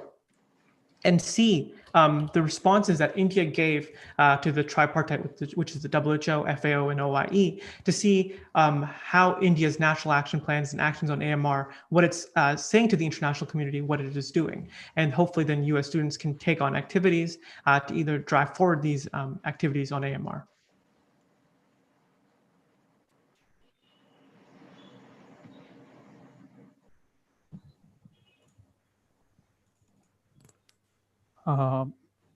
If there are no more questions, we'll be moving on to the next session now. And before that, I would like to thank Prateek and also Dr. Jaya for chairing the session, especially for the wonderful presentation on, yes, I think we have one question. Yeah, yes, we'll take that. Oh, so are you referring, so I see Anantu has a question. Will it be effective to create new antibiotics, which is not previously found? So yes, I think to come to address this question is that ultimately we do have a need for new antibiotics that target new targets for bacteria. As you know, but the key consideration here is that once these new antibiotics are available, that target new compounds, making sure that they're available to the countries that require them the most, which at this time includes many countries within the low and middle income country context. And we already know that these new antibiotics that we've been developing currently, so often one of the most innovative aspects of them often has just been their high pricing. So we'll need to have a global community that is both encouraging innovation in antibiotic drug development, but also making sure that there are communities advocating for affordable access and sustainable access to these antibiotics.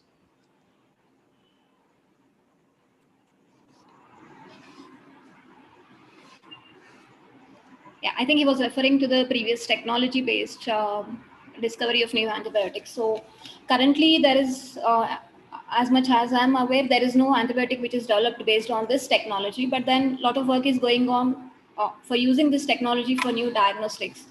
So many of our ASPIC Club students are from biotechnology background and they have a lot of interest in this field.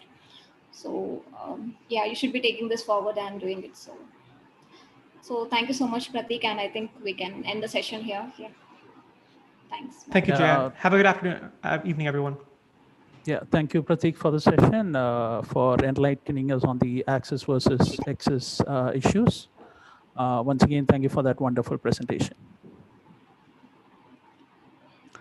So we'll be moving on to a short video presentation now by the ASPIC YCM chapter. Basically, the ASPIC YCM chapter was one of the latest ASPIC clubs to be inaugurated outside the state of Kerala in Karnataka, Mysore.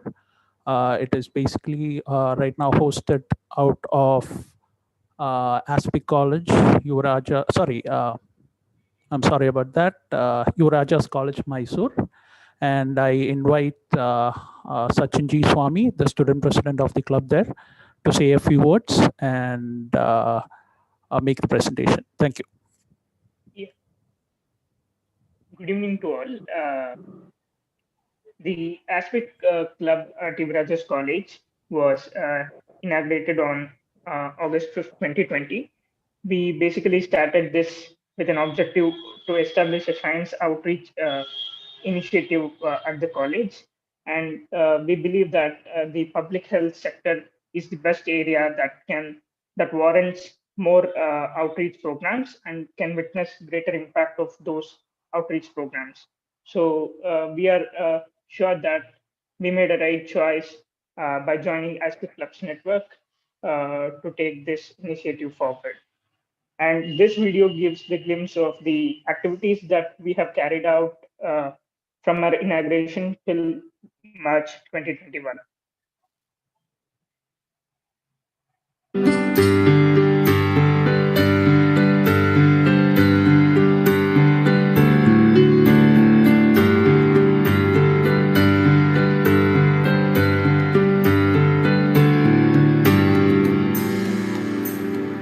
had an inauguration session that was conducted online, followed by an inaugural lecture.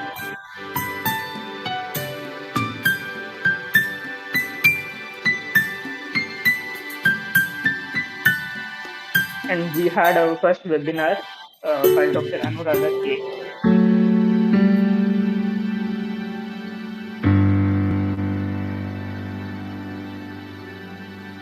And we also conducted an online poster competition for students on AMR.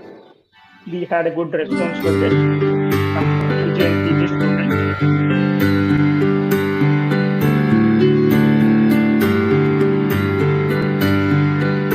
These were the books that were given as prizes.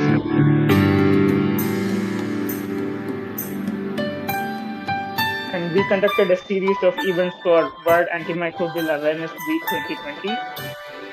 One was the webinar on 21st of November about the intervention of Ayurveda in AMR. And the second event was the conversation with the team from ISA Tirupati on their project about AMR.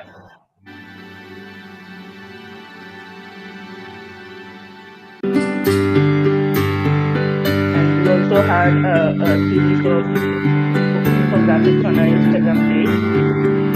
And we are trying to make some awareness materials in a regional language. So we are also trying to make some informational videos on our YouTube channel.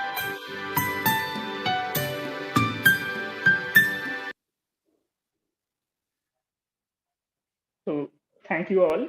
And now we'll move on to our next session.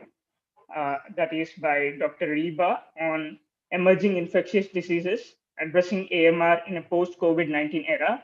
Dr. Reba is Dean of Research and Professor of Microbiology at Pondicherry Institute of Medical Sciences. And this session will be chaired by Professor N.S. Devaki, Course Coordinator, Department of Molecular Biology, Yuvarajas College, University of Mysore. I now request Professor Devaki to introduce and welcome the speaker to the session. Thank you all. Thank you, Sachin. Thank you all. Good evening to all. I'm very happy to introduce Dr. Reba Kanunga. She's the Dean of Research and Professor of Clinical Microbiology in Pondicherry Institute of Medical Sciences, where she has been teaching both graduate and undergraduate medical students since 35 years. She's also teaching the students of JIPMER and BP Koirala Institute of Health Sciences University in Nepal. She is the recipient of Dr. H.I. Jhala Memorial Award 2017, given by Association of Microbiologists of India. She is a member of several academic societies. She has 115 research publications in peer-reviewed national and international journals. Her main area of research is in antibiotic resistance in respiratory pathogens, mainly on pneumococcal infections among children and surveillance of pneumococcal carriage and antibiotic resistance in school children. She is our country's ambassador for American Society for Microbiology. She is the editor of Journal of Current Research in Scientific Medicine and editor of the popular textbook for MBBS students, Anantanarayan and Panika's textbook of microbiology. She is also an expert for National AIDS Control Organization, NACO, Ministry of Health and Family Welfare, National Center for Disease Control, NCDC, Ministry of Health in our country, and for Laboratory of Strengthening of National Reference Laboratories, NRLS, and Intermediate Reference Laboratories, IRLS, of Central Tuberculosis Division of our country. Thank you so much. Now over to Dr. Reba Kanunga. Thank you. Thank you. At the outset, I must thank, am I audible? Yeah. Okay. So thank you, Dr. Devaki, for introducing me. And I must thank the REACT and the ASPIC for inviting me to share a few thoughts as well as data on the antimicrobial resistance, which is the burning problem of the day.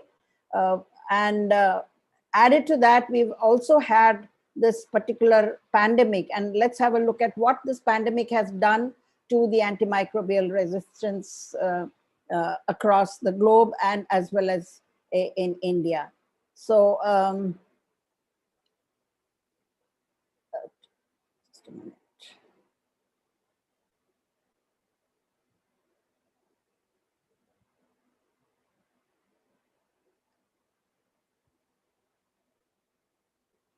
Okay. All right. So now we'll be discussing on the emerging MDR infections during the COVID-19 pandemic. Before we go into that, I would just like to outline the trend of this discussion. I'll be just taking you across to the existing MDR infections across the globe and in India. And then we will be looking at the emerging concerns during the COVID pandemic with regards to antimicrobial resistance. So we know that antimicrobial resistance is a major health concern, and the infections are not only spreading faster, but emerging quicker than before. So we need to step back and see where are we going and how is it going to, how are we going to tackle this particular situation. Before we do that, we need to know, why do bacterial pathogens keep emerging? I mean, have they been always there? Or are they new mutants which are coming up? Or what is the scenario where antimicrobial resistance is going up in leaps and bounds? We know that viral infections emerge due to antigenic drift and due to random mutations in the genetic element that we have already seen in various viral infections. And in the present pandemic of COVID, we are also seeing the mutations and how it is causing the rapid spread of the pandemic. Bacteria, on the other hand, have robust, stable genome, and genetic mutations are not very common. So do we confront, therefore, new pathogens, or are they the biodivergent one? We need to take... Madam, my apologies in interrupting you. Your presentation is not visible. Shall I share my screen? Oh, sorry. I thought I had done a slide share. That's fine. We can share it from our side. One sec.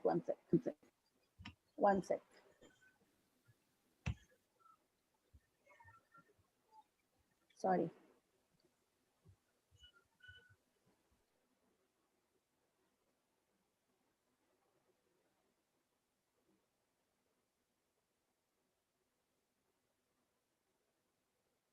Is it visible now? Yes, ma'am. Yes. Oh, I'm really very, very sorry. No problem. So, thank you. Yeah, now it's visible. Oh, I'm really sorry. So, therefore, I'll just reiterate what I have already said, that why do bacterial pathogens keep emerging? Are there new bacteria or are they mutants? We know that viral infections emerge due to antigenic drift and due to random mutations, and we've seen this example in the COVID outbreak. Now, on the other hand, bacteria, we know, have a very robust, stable genome. They do not change their genomic sequencing very often. They acquire new genomes, but the basic genomic matter remains. Therefore, genetic mutations in bacteria are rare. So are we then therefore confronting new pathogens, or are these biodivergent ones?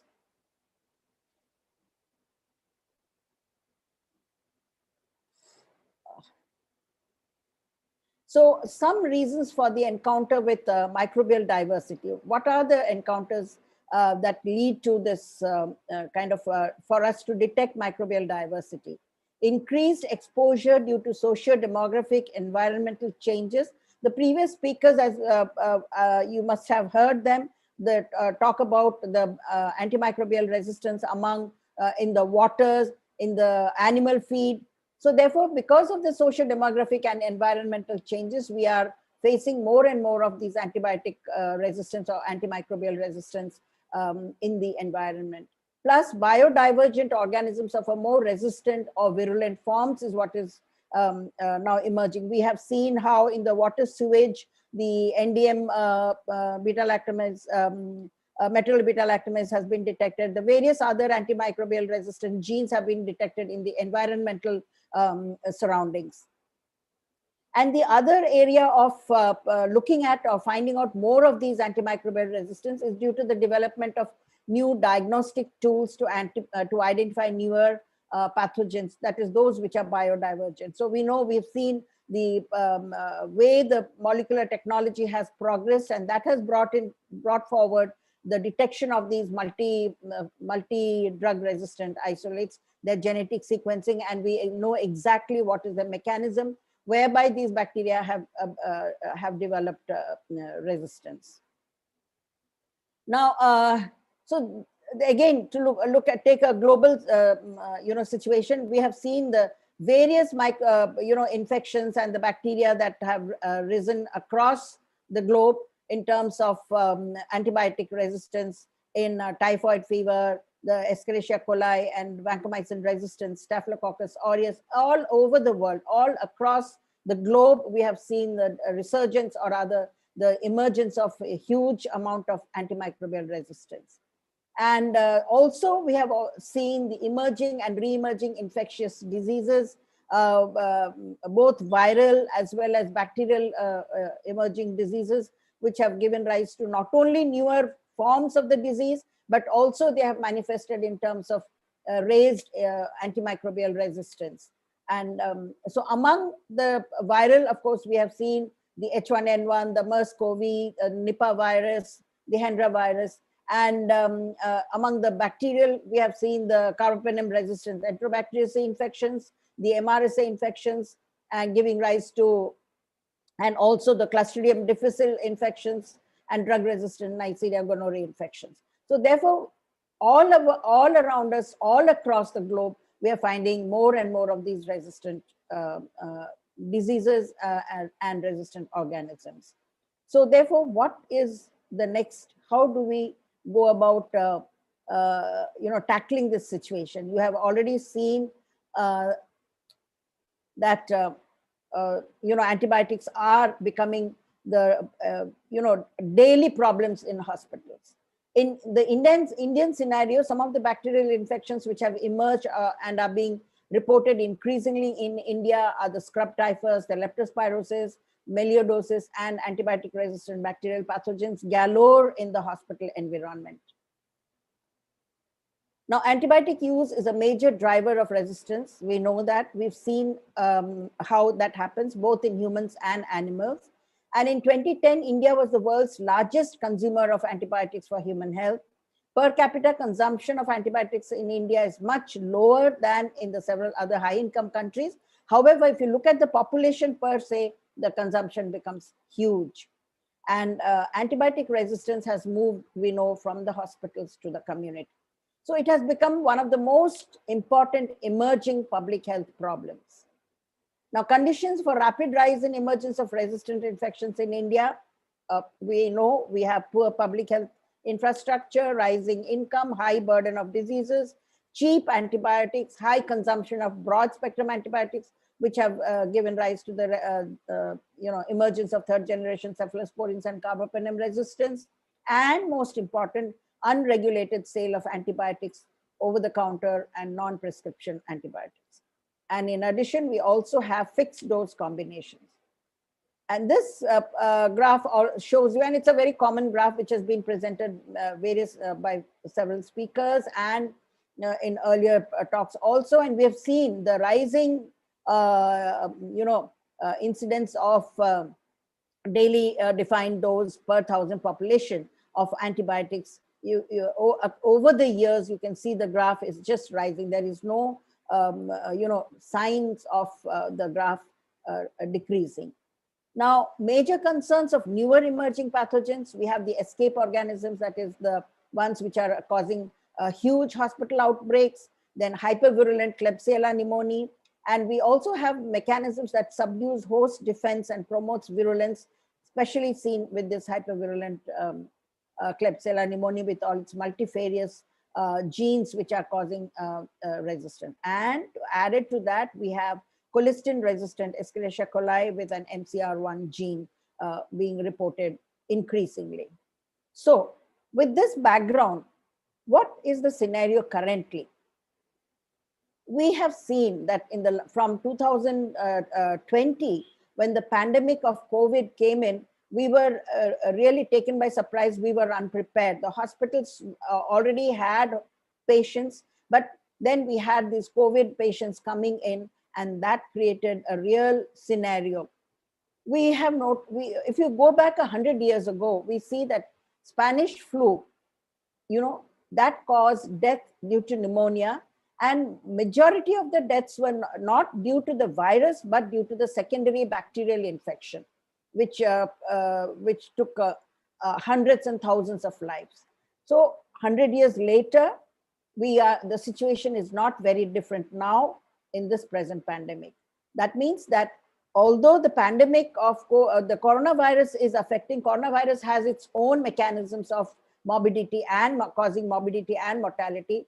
Added to that, we have the problem of antibiotic resistant secondary bacterial infection. Now, 100 years ago, there were no antibiotics. So therefore, one could assume that many of the deaths which could have been prevented had there been antibiotics were not possible because of the absence of antibiotics. But what do we have now?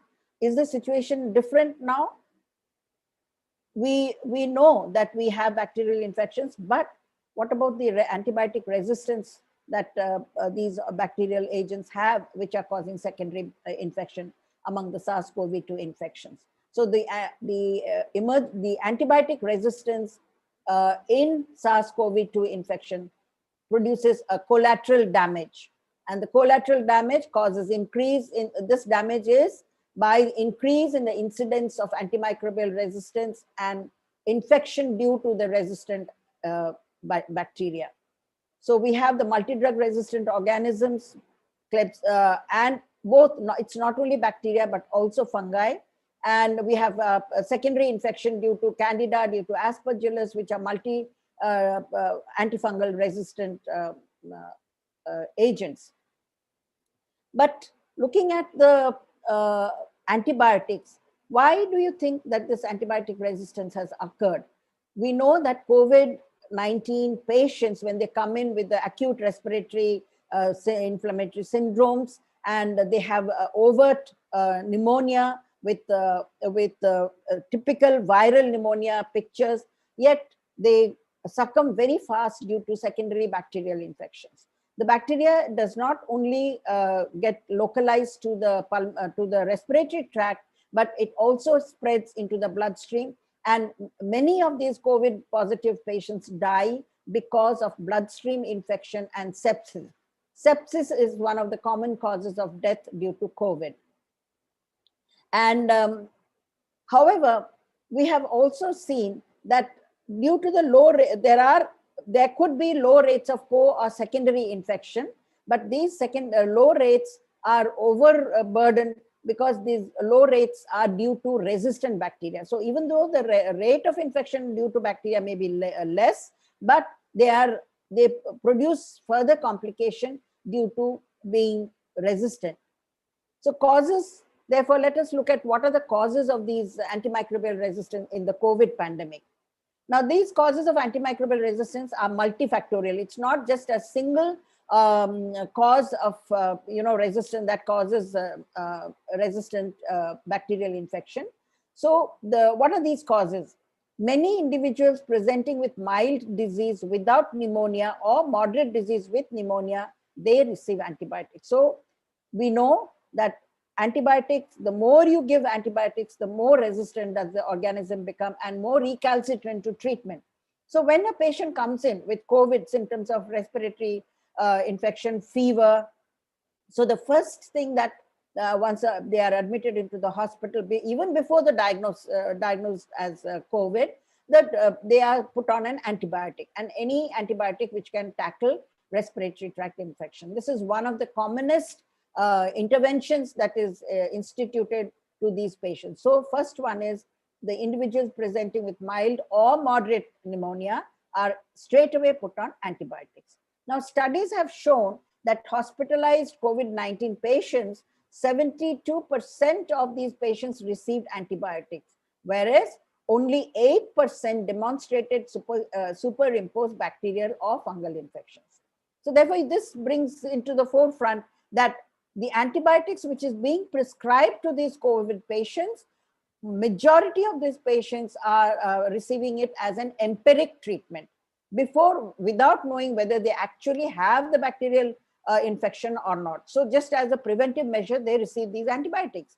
Whereas when the studies are done, they have shown that it's only around 8% who actually have a superimposed bacterial or fungal infection. So as you can see, this is an irrational antibiotic usage which is being instituted to the COVID patients. In another study, intensive care unit, 88 countries showed that although only 54% of patients had suspected or proven bacterial infections, 70% of them had received at least one antibiotic either for prophylaxis or treatment purpose. Therefore, what was the result? It led to increased exposure and antibiotic pressure in the normal flora of the individuals. So therefore, these are two important evidences or important studies which tell us that this empiric treatment or starting an antibiotic straight away when the COVID patient comes in may lead to, or it has led to, deleterious effect of promoting antimicrobial resistance in the bacteria. In addition to that, there have been several empiric treatment which have been evaluated, which included antibiotics like doxycycline, like azithromycin. So these antibiotics have been treated, have been used or have been evaluated to see if they had any role to play in viral infections. We know for sure that viruses do not respond to antibiotics. However, in this panic situation, everything that came into our hands, it was tried to see whether they could cause or they could arrest the infection. There was also the area where the combination therapy of hydroxychloroquine and azithromycin was started. And we've seen also that several of these world bodies, they they kind of promoted or they agreed for studies to see whether they had any positive effect. And these studies have been withdrawn or closed when they found that there was no such effect. So there you see how the antibiotics have impacted the pandemic situation with COVID. Now, when we look at the other causes of antimicrobial resistance, how did it, how has it fared? There was disruption of services. We know that the lockdown brought in closure of many primary health centers, many hospitals, many community health centers. So it did bring about a disruption of services where normal patients who with routine infections failed to receive any kind of management. And this brought in a lot of programmatic activity, disruption in programmatic activities like treatment programs for tuberculosis, for HIV, the vaccination programs. All these programs were affected.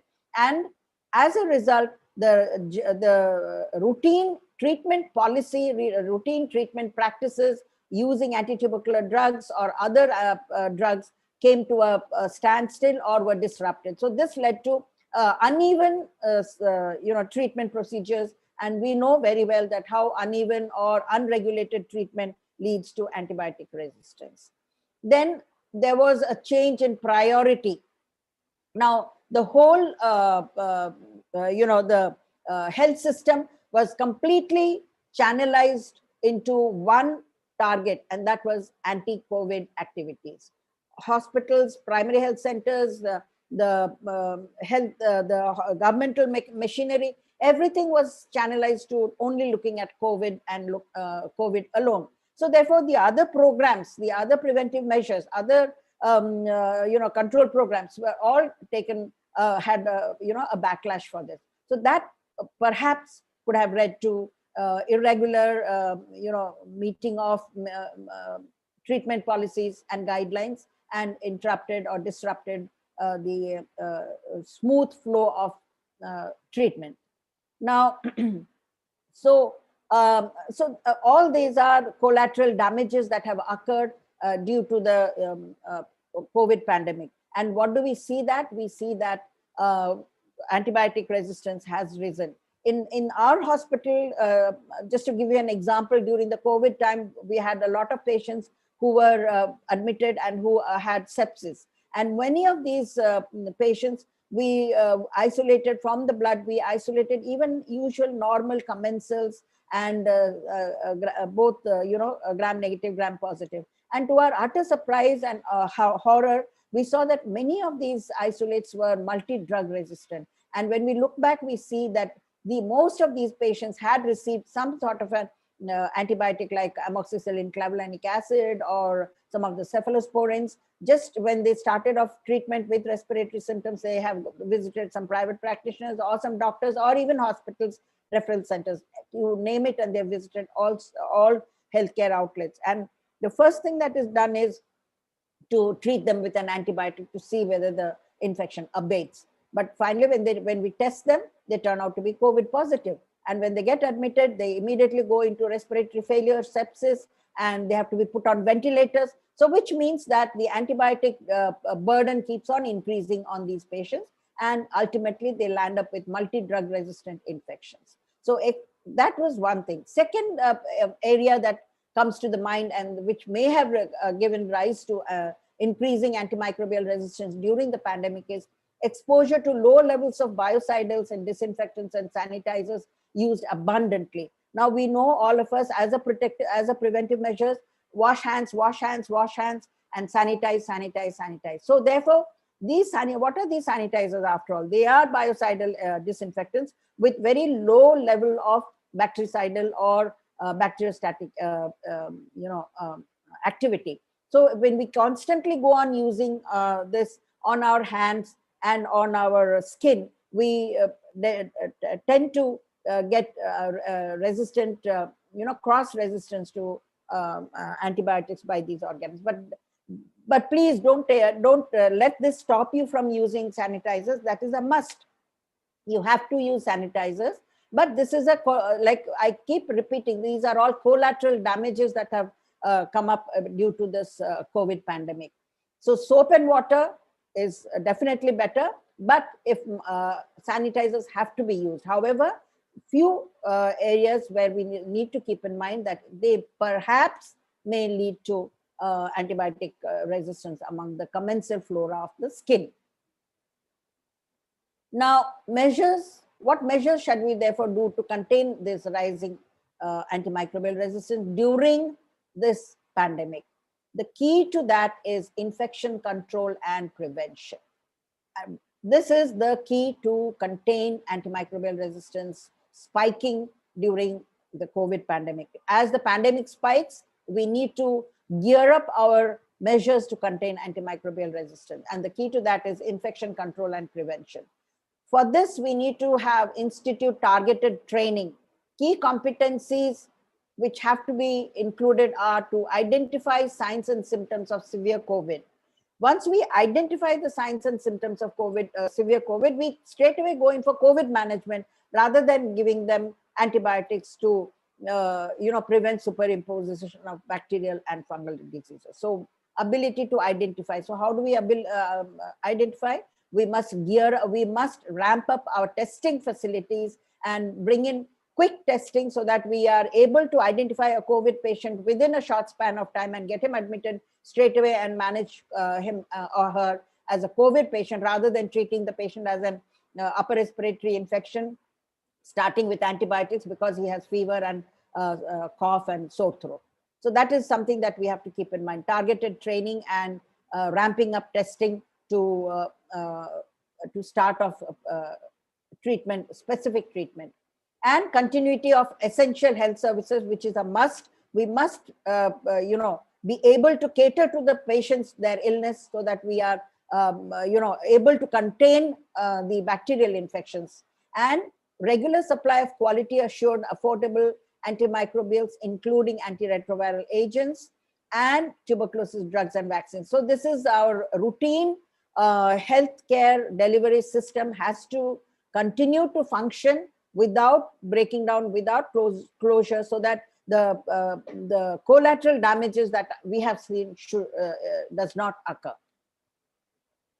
And as I already mentioned, reduced turnaround time of COVID-19 testing by improving testing methods and accessible testing methods to all patients, all individuals suspected with COVID. If we can diagnose COVID, then we need not use empiric antibiotic treatment.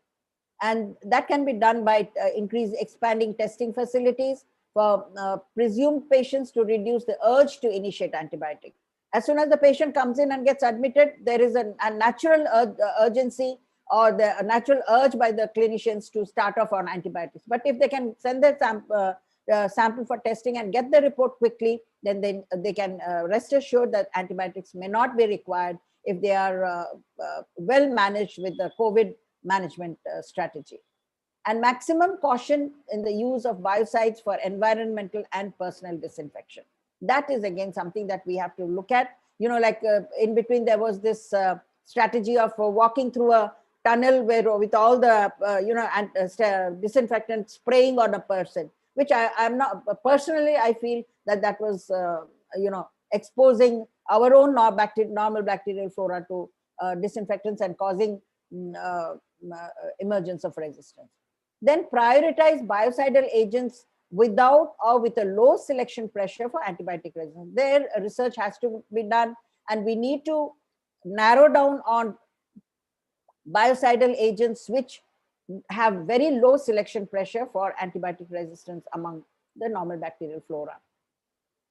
And then finally, since many of you are biotechnology students, and all of you and many of you have interest in research, so we need to address the gaps in research, the gaps to find out, like somebody mentioned, whether we need to evolve or discover newer antibiotics, definitely, or modify the existing ones. So therefore we must get into a research mode to address the burning issue of antibiotic resistance among the bacterial pathogens. And finally, ensure antimicrobial stewardship activities to become an integral part of the pandemic response and beyond.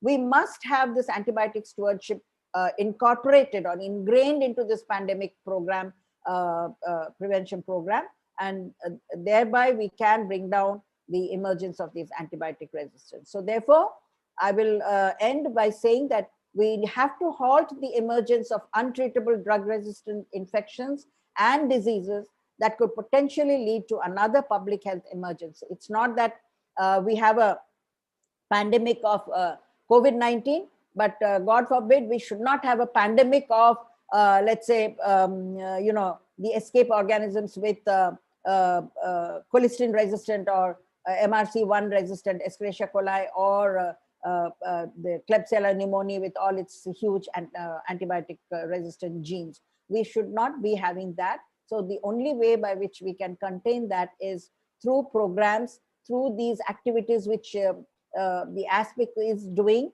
And I'm very happy that it is reaching out to the young, to the people who can bring about a change in the society. So thank you very much for giving me this opportunity. And I end my talk here by saying that antibiotic resistance, antimicrobial resistance must be fought with from all sides to be able to contain this huge scourge that has happened to our country. Thank you. My presentation was based on these following documents. And with that, I thank you. I thank the organizers. I thank Mr. Vishal and the rest of the group team for giving me this opportunity to share my views with the youngsters. Thank you very much.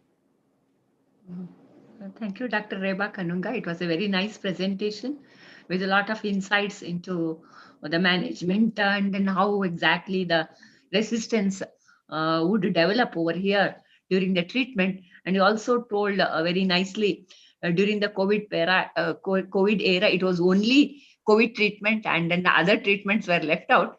That would have exactly led to many more antibiotic resistance problems also.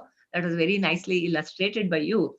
So now I request Vishal, whether shall we take up the questions now, Vishal? Yes, madam, we can take 2 or 3. Okay. So there are questions here. So we will just say, can we use bacteriophage to fight superbugs?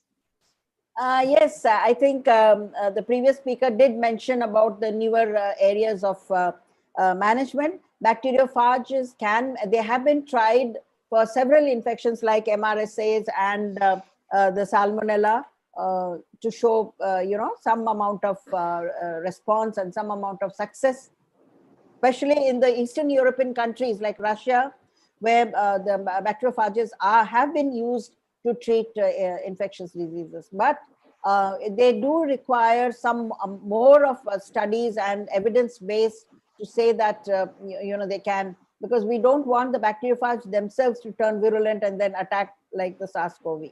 So we have to be very careful with that. But yes, that is an area which needs looking into, which needs working out. And there are a lot of studies going on both in India and elsewhere on the bacteriophages and their role in treating infections. Okay, thank you, madam. Like now we have another question by Roshan. That was question by Vibita. Another question by Roshan.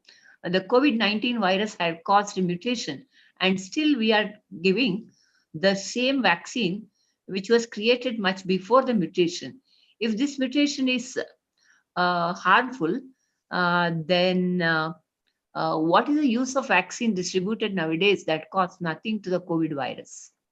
Mr. Roshan, your question is very pertinent, especially at this time when we know that even in India, the mutant virus has spread in some states. But at the same time, we have a vaccine which actually is a wholesale vaccine, which can detect or which can give protection against any mutant, because all the viral proteins are there in this particular vaccine. But there are some which have taken up a particular spike protein vaccines, and some of them are able to give some small percentage of protection. There are others which give a larger percentage of protection. So this protection actually varies. And as you very rightly said, the vaccines started immediately as soon as the pandemic started. So therefore, the mutation at that time was not detected. And what was required was the majority of the population need to be protected against the non-mutant or the original viral strain. The few which have got mutation, the infection with the mutant, they can be a smaller group, and therefore once that mutation is contained by other measures, by the containment measures, then we'll have a larger population which is protected by the routine vaccination, and we have the smaller population with mutant strain where containment and infection prevention measures and following the COVID strategy, they can be contained. So therefore we can tackle this, but I'm sure there are now agencies and which are working on these mutant vaccines. And if we have a little patience, I'm sure there will be vaccines which will come out with protection for both mutants as well as the original virus. So it is just a matter of time. But there are some vaccines like the Moderna, like the Pfizer vaccine, or even this Covishield vaccine does have some percentage of protection against the mutants. But by and large, not all of them can protect. But that's a chance we have to take. And especially in this pandemic, within such a short span of time, you see so many vaccines have come out. Now, it generally takes about 5 years for a vaccine to be developed, to be tried in the community, phase 1, phase 2 trial, phase 3 trial. So it does take a long time. But here, within a year, you have so many vaccines. So that is the charm of science. And we are faced with this huge pandemic. Therefore, whatever comes, we have to take. So I would suggest, and I would advise that do not have any vaccine hesitancy. Do take the vaccine. I mean, if you are fitting into that group, and plus follow the COVID behavior, like social distancing, masking, and hand washing or hand hygiene. Thank you, madam, for the nice answer. So Rima Grace has got a question. Does a complex use of specific antibiotics could be effective against bacterial strains when they get mutated and become virulent? By complex meaning, are you talking about a combination of antibiotics, or is it the antibiotic which has a broad spectrum of activity? So you have, antibiotics which have a very narrow spectrum of activity. The target is very, very focused. And then you have a broad spectrum of antibiotics which can act on several bacteria together. And then you have combination therapy where you have a group of antibiotics which will act on a particular group of organisms, and you mix it with another, you combine with another group of antibiotics. So if the bacteria develops resistance to one group, then you are giving the second group which will tackle the bacteria. So that is the modality of how the antibiotic therapy is generally done. So narrow spectrum, broad spectrum, and you have a combination. Yeah. Okay, thank you for the answer. So there is one more question which we will think that is the last question by Anantu S. Kumar. Is there a possibility of antibiotic-based pandemic in the near future? Is there a possibility of antibiotic resistance bacteria-based pandemic in the future? That's what he means. Yeah, that's exactly what I had told you, if you recall, in my first, when I was concluding that now we are looking at the viral infections, pandemics of viral infection. But God forbid, we should not get a pandemic of bacterial infection, although it can happen, like a drug-resistant Salmonella typhi can cause an epidemic. And with this exchange of travel and fast travel, that can spread across. So we can, if we are not careful, we may have, and it's not an impossibility to have a drug-resistant pandemic. If you recall, a couple of years ago, when NDM metallo-beta-lactamase was first reported from one case who had some surgery in India, then went back to there was some, maybe Sweden or one of the European countries, and traveled there, and then this infection spread there. So they blame that the infection started in India and it has now gone across. But then there were other NDM beta-lactamase producers found elsewhere also. Now, had that been the story continued, then we would have had a pandemic of NDM metallo-beta-lactamase Klebsiella pneumoniae causing infection. So therefore, it is not an impossibility, but we must work towards making it impossible by following the antimicrobial stewardship program to contain these drug-resistant organisms. Okay, thank you, madam. Thank you, Dr. Reba Kananga. Okay, yeah, we shall. Yes. So in the interest of time, we'll have to wrap up the session. So once again, I'd like to thank Dr. Reba for that wonderful presentation and enlightening us on the topic. Thank you, Dr. Reba. Thank you. Yeah, and also I would like to thank Dr. Devaki Madam for chairing the session. Thank you. Thank you, Vishal. So now we'll be moving on to the next session. I invite Dr. Philip Matthew, Consultant React Asia Pacific, for giving a brief introduction on the session. In the interest of time, I'll cut short the introduction also. We had organized a competition last year in October and November to beat the pandemic blues. So everybody was stuck at home. Even the students were mostly learning from computers and online tools. So we wanted to organize a competition for students to bring out newer research ideas regarding AMR, various contextual elements of AMR. It can be something related to biotechnology innovations. It can be something related to public health. So we got a large number of entries from throughout the country, even from very prestigious institutions like the IITs and All India Institute of Medical Sciences. We had put together an international judging panel, and the technical review was very properly done by eminent panelists that included, incidentally, Professor Reba Kanuga also. And we had shortlisted a certain number of presentations.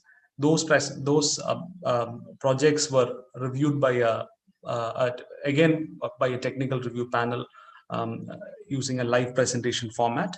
And we had selected 3 presentations, or rather 3 projects from undergraduate level and 3 projects from postgraduate level for a small price. The price was not big. We were giving a research grant of 20,000 rupees each for the postgraduate projects and 10,000 rupees each for an undergraduate project.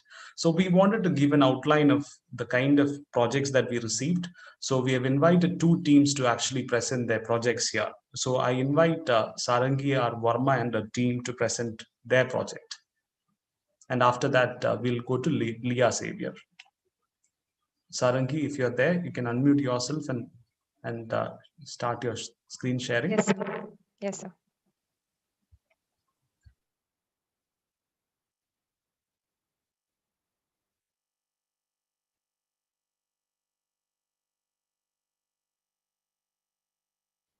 Sir, are you able to see the screen? Yes, you can make it into presentation format. And in the interest of time, we would love it if you can keep it under 5 minutes. Okay, sir. Okay. Thanks.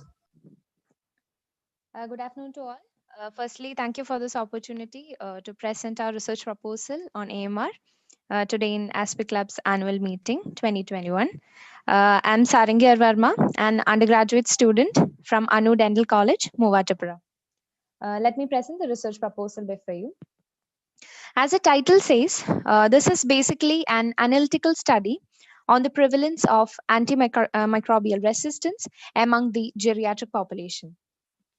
Antibiotics, being a very crucial part in the treatment of an infection, has conversely given rise to the formation of drug resistance among the microflora. The consequences of this change can be disastrous and hence need to be studied carefully and acted upon promptly. The candidate or the research, the representative bacterium that we're using in the study is the oral commensal bacteria, Streptococcus viridans. And the reason for selection is that oral commensal streptococci samples can be collected very easily by non-invasive procedures. And their isolation and culturing is also simple, and the antibiotic sensitivity can be assessed with minimal infrastructural and cost requirements. India has an increasing aging population. And in Kerala, due to increased socioeconomic status and increased hospital facilities, has got a high number of elderly people.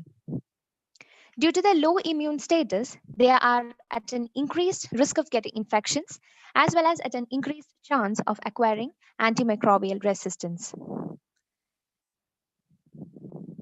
The oral commensal microflora has been proven to be the best candidates for antimicrobial resistance surveillance because of their continuous exposure to the antibiotics, which after their metabolism are released into the saliva as well as the gingival clavicular fluid. So the need for the study is that antimicrobial resistance is emerging as a major public threat.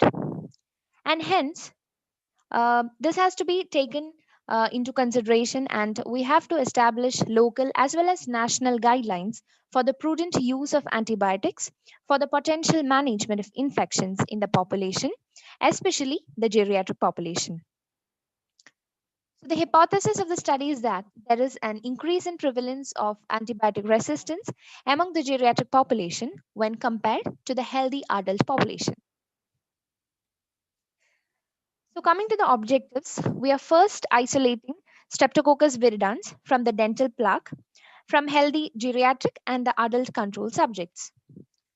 We are then evaluating and comparing the antimicrobial resistance to penicillin G, amoxicillin, amoxicillin clavulanic acid, erythromycin, cefalothin, and vancomycin by disc diffusion method for the study and control group. Coming to the methodology, this is an observational analytical study, and the study setting is Department of Oral Pathology and Oral Microbiology, Anu Dental College and Hospital, Muvatapura. And the study groups include Group A and Group B, having healthy geriatric subjects and healthy adult controls, respectively. The sample size is 50 from each group. And the inclusion criteria, the study group, that is Group A, will have subjects between the age of 60 to 75 years, and the control group, that is Group B, will have subjects between the age of 20 and 45 years. Sex-matched controls will be selected, And we are excluding the subjects who are suffering from any systemic or infectious diseases, and also the subjects who are under antibiotics for the past 3 months. Coming to the lab procedure, the isolated supragingival plaque samples will be then inoculated into mitis salivarius plates, which are then incubated at 37 degrees Celsius in a 5% carbon dioxide atmosphere for 24 hours. Now, the Streptococcus viridans colonies will be then subcultured onto blood agar plates, and this diffusion method will be performed. The diameter of the zone of inhibition will be measured, and the result will be interpreted as susceptible, intermediate susceptible, and resistant isolates. And coming to the statistics, the collected results are then recorded and statistically analyzed and compared using chi-square test, and p-value less than 0.05 will be considered as statistically significant. So, what is the potential impact of this study? First and foremost, this study helps in understanding the antimicrobial resistance in the geriatric population whose health is a major concern. Secondly, not much researches have been done in this field of antimicrobial resistance among the geriatric population, and therefore, this study helps to fill that knowledge gap that could benefit the healthcare professionals, the policy makers, and even the pharmaceutical companies to use and prescribe the antibiotics judiciously for the geriatric population.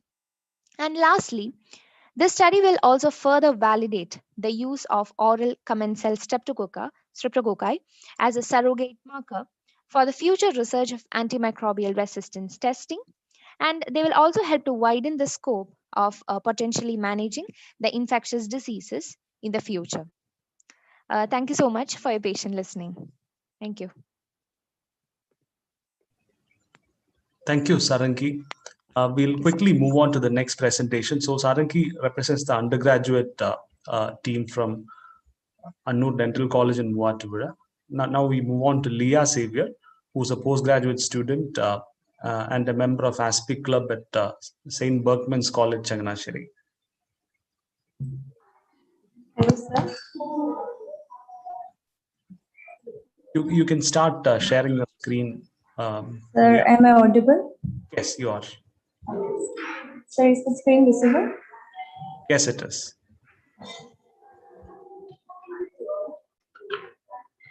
Good evening, everyone. My name is Leah Saber. I'm a second year postgraduate zoology student from St. Berkman's College, Changanasheri.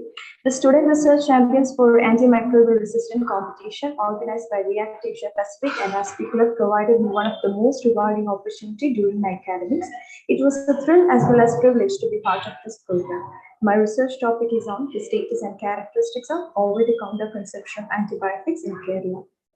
So talking about antimicrobial resistance, it has become a global public health challenge, and the treatments for infections become less effective due to this resistant power. One of the major reasons for this AMR crisis is the ease of availability of antibiotics. And in India, one of the major reasons for this AMR crisis is the over-the-counter consumption of antibiotics or consumption of antibiotics without proper prescription or self-medication practices.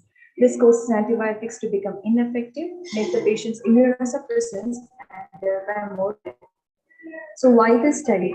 Kerala, a state which stands high in education and healthcare facilities, over-the-counter consumption of antibiotics is still prevalent. As AMR is progressing today, the situation has to be addressed urgently. Factors making people to do so should be investigated. So the major aim of the study is to evaluate the prevalence and pattern and the possible reasons why people are going for antibiotic self-medication, like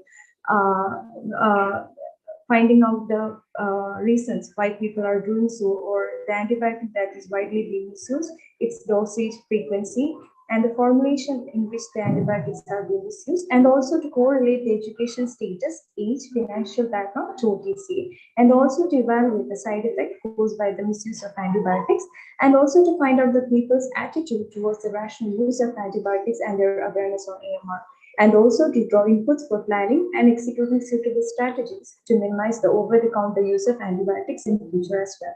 So my methodology of this project was by random sampling using a structured questionnaire, and ample representation from all the districts of Kerala will be ensured, like irrespective of all the age group, gender, income categories, educational and professional categories. The data collection will be by structured questionnaire, personal interviews, telephonic interviews, and also by Google Forms. And the total duration of this project is expected to be 6 months. And currently, talking about the progress of this work, the first 2-3 weeks were spent on finalizing the key objective, formulating research design, and determining the sampling pattern and sample size. A questionnaire was also designed and tested in consultation with the supervising teacher. The questionnaire has been circulated through Google Forms to get data from all the districts of Kerala. Currently, the data collection via Google Form is in progress and is expected to be completed in 1 month.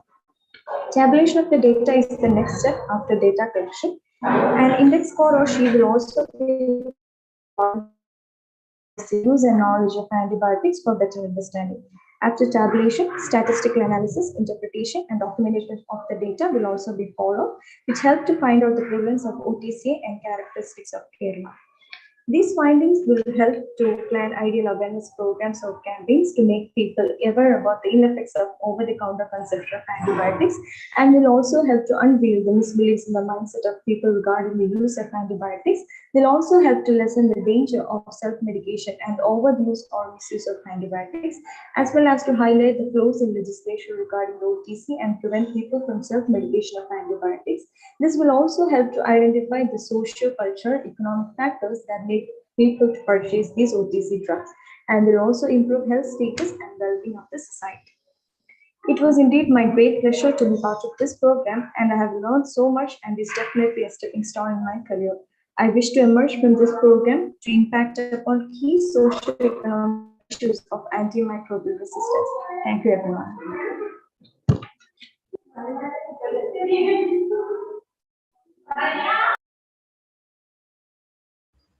Thank you, Leah, for that presentation. Both these projects are in various stages of implementation, and we hope to, probably look at the results by the time we meet next year.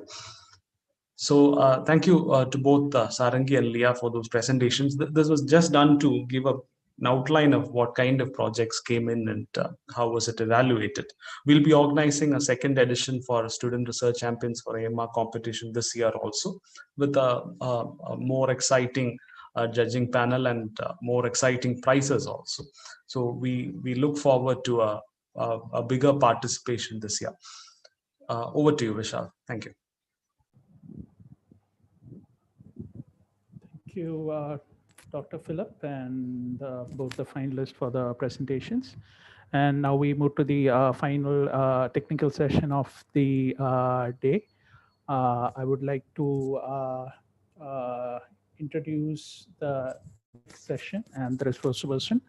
The next session will be on nanobiomaterials and implant coatings by Dr. Joseph Nathaniel, who's an associate professor at the Center for Biomaterials, Cellular and Molecular Theranostics at the Vellore Institute of Technology at Vellore, Tamil Nadu. He obtained his postdoctoral degrees from the Chungham National University, South Korea, and is an international research professor at the university. He is also a JSPS Fellow at the National Institute of Advanced Industrial Science and Technology in Japan. He is a recipient of the Ramalinkaswamy Reentry Fellowship from the Department of Biotechnology, India. He has various publications in peer-reviewed national and international journals in the areas of nanobiotechnology and biomaterials. He was a member of the Korean Institute of Material Sciences, Korean Metals and Materials Society, and currently a member of the Japan Society for the Promotion of Science. He has undertaken various R&D projects and programs in the recent years with the DBT India and other international agencies.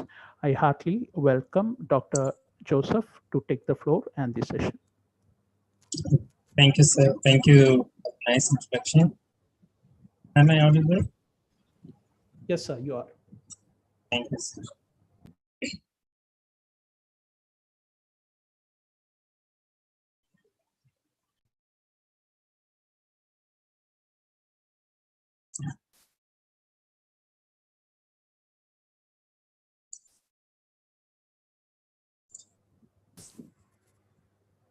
So are you there?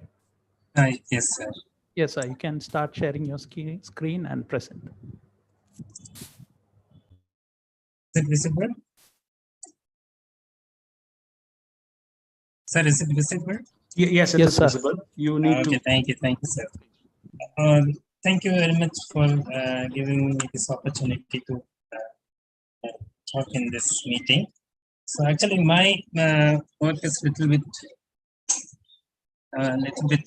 different, but I think it is the best opportunity to collaborate because my work is mainly based on how to reduce the drugs by incorporating some inorganic ions to develop some implant systems using nanomaterials that can be used as antimicrobial coatings as well as antimicrobial agents and develop some bone implants. So actually my research area is bone and teeth replacement materials. So so these are some of the areas we need the biomaterials. Especially I'm concentrating on the teeth as well as bone regeneration. So calcium phosphate is the main constituent of bone. So it has biocompatibility and osteoconductive properties, and also the main mineral constituent of teeth and bone. So we have developed so many different kinds of hydroxyapatite nanomaterial. It is very difficult to prepare in nano size materials without any agglomeration, but we have achieved and we have developed various morphologies like nano rods, and nano disc, and nano rings, and nano wires, and nanospheres, and nanofibers, and we have developed some nanofiber composites that can be used as a antibacterial wound healing material. So the main idea is we can incorporate some inorganic ion instead of drugs so that it can be prevent the antibacterial, it can prevent the bacterial growth, and also it can support the development of bone and teeth mineralization. So I just want to present small work so that we can understand what is the main idea of our work. So as I mentioned before, calcium phosphate is a biocompatible and osteoconductive material. So we are incorporating the fluoride ion into this material, so that will improve the acid resistance of the dentin and promote the remineralization and enzymal reactivity, as well as it will promote the antibacterial property and promote bone formation. So without using the drugs, we can use some ion so that we can reduce the use of antibiotics. So that is the main idea of this work. So it will, so we combine these two, and if it is possible to deposit fluoride loaded calcium phosphate on the tooth surface, it can be used for tooth surface modification. So we have used a highly developed laser irradiation method. So, I just want to quickly explain this method. So we have a pulsed laser. This is the substrate. So we use calcium phosphate solution. So in this solution, we can incorporate some inorganic ion so that this inorganic ion will deposit it on the surface. So this one is the after the laser irradiation. So this area is the laser irradiated substrate. So this is a very simple, very quick method, and within one step we can control the surface area as well as so many characteristics of the material. And so these are some of the conditions of this experiment. And sodium fluoride was used as a fluorine content, and we have changed so many different concentration of the fluoride to produce the fluoride coating. And these are some of the optimized optimization conditions that we have changed the irradiation time, we change the irradiation, laser irradiation power with a different power, and this one is the optimized condition, and this is the irradiation time with 5 minutes, 10 minutes, 20 minutes, and 30 minutes. And after 30 minutes, there is no difference in the coating. And so the optimized condition is 30 minutes with the 6 watt per centimeter square laser irradiation. So this is the fluorine incorporated calcium phosphate layer, and the morphology is completely different, and it shows some nano structures. And this is high resolution transmission electron microscope images with the EDX analysis. What are the contents of the coating? And we can see that the fluoride are deposited on the surface uniformly, and this is the substitution of the fluoride is substituted on the OH site. So these are some chemical characterization. So I just want to quickly give the topic because already it's very late. I have another appointment, so I will just give a quick. So this is the effect of irradiation time and on the fluoride concentration. So we have done the acid resistance test because in teeth, if some bacteria create some acid supply, so that easily the teeth will be destroyed. So we did some acid resistance due to the addition of fluoride, and we found how the fluorine is released, and we also analyzed the antibacterial test against the pyogenic bacterium. And this is the acid resistance test. So the demineralization of the dentin by acid. So this will create the dental caries. So we use the citric acid as a buffer solution, and we analyze using untreated substrate and without any fluoride addition, and 1,000 and 3,000 micromoles of fluoride added material. So we can see the calcium phosphate content in the solution is low as we increase the fluoride concentration. That means the acid dissolution is very low in fluoride added substrate. Also, we can see that the surface is very strong after the acid resistance test. In F0, that is without any fluoride addition, the surface is completely different. You can see here, this one is F3000, F1000, and F0. So this is F0 surface.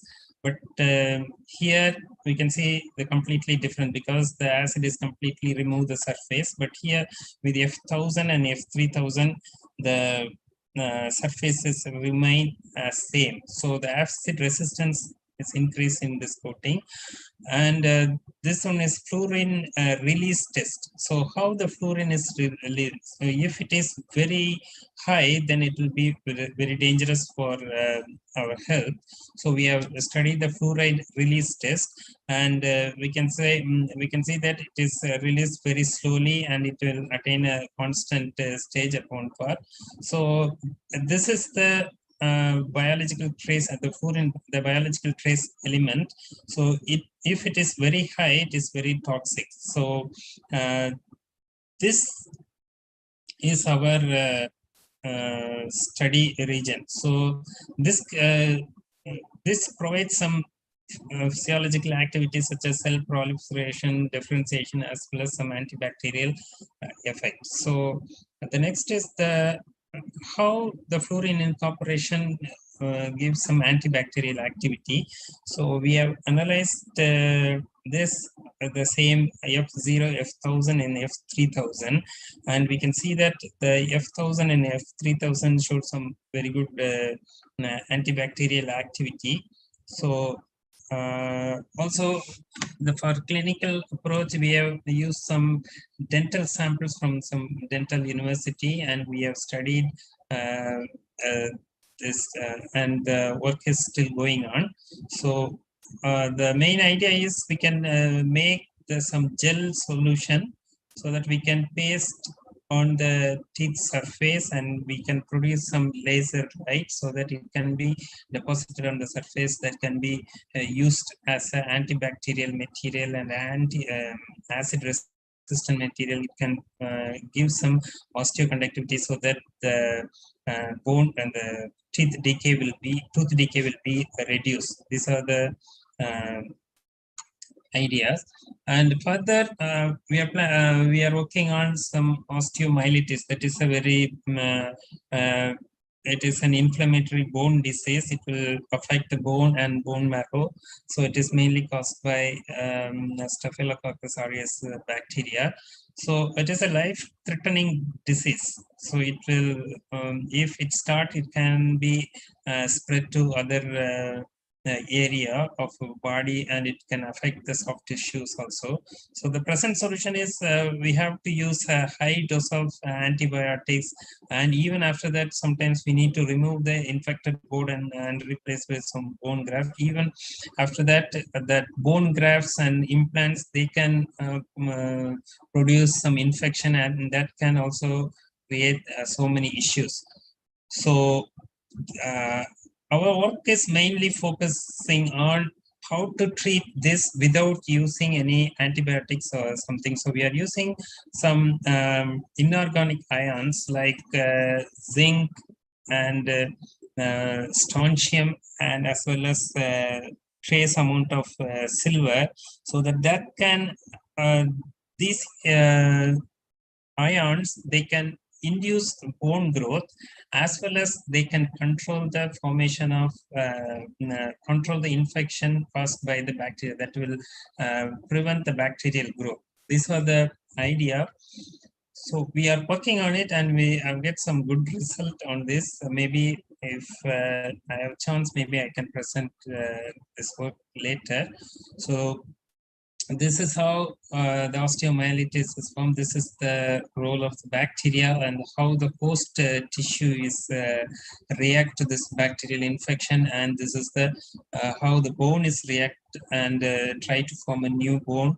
And this is where the infection form if we use some implantation. So these are some of the what we are dealing, and try to reduce the use of antibiotics. So I heard different talks today. So it is quite interesting that antibacterial resistance is a big problem. So I'm also working on in different directions, but I think it's very suitable in this group. So if we have any chance, we can collaborate, and we can plan to work together. That will be helpful for the society as well. Thank you. So if you have any questions, you can ask. Yeah, thank you, sir, for the session. The floor is open for Q&A. Maybe we can have quickly 1 or 2 questions if there are any.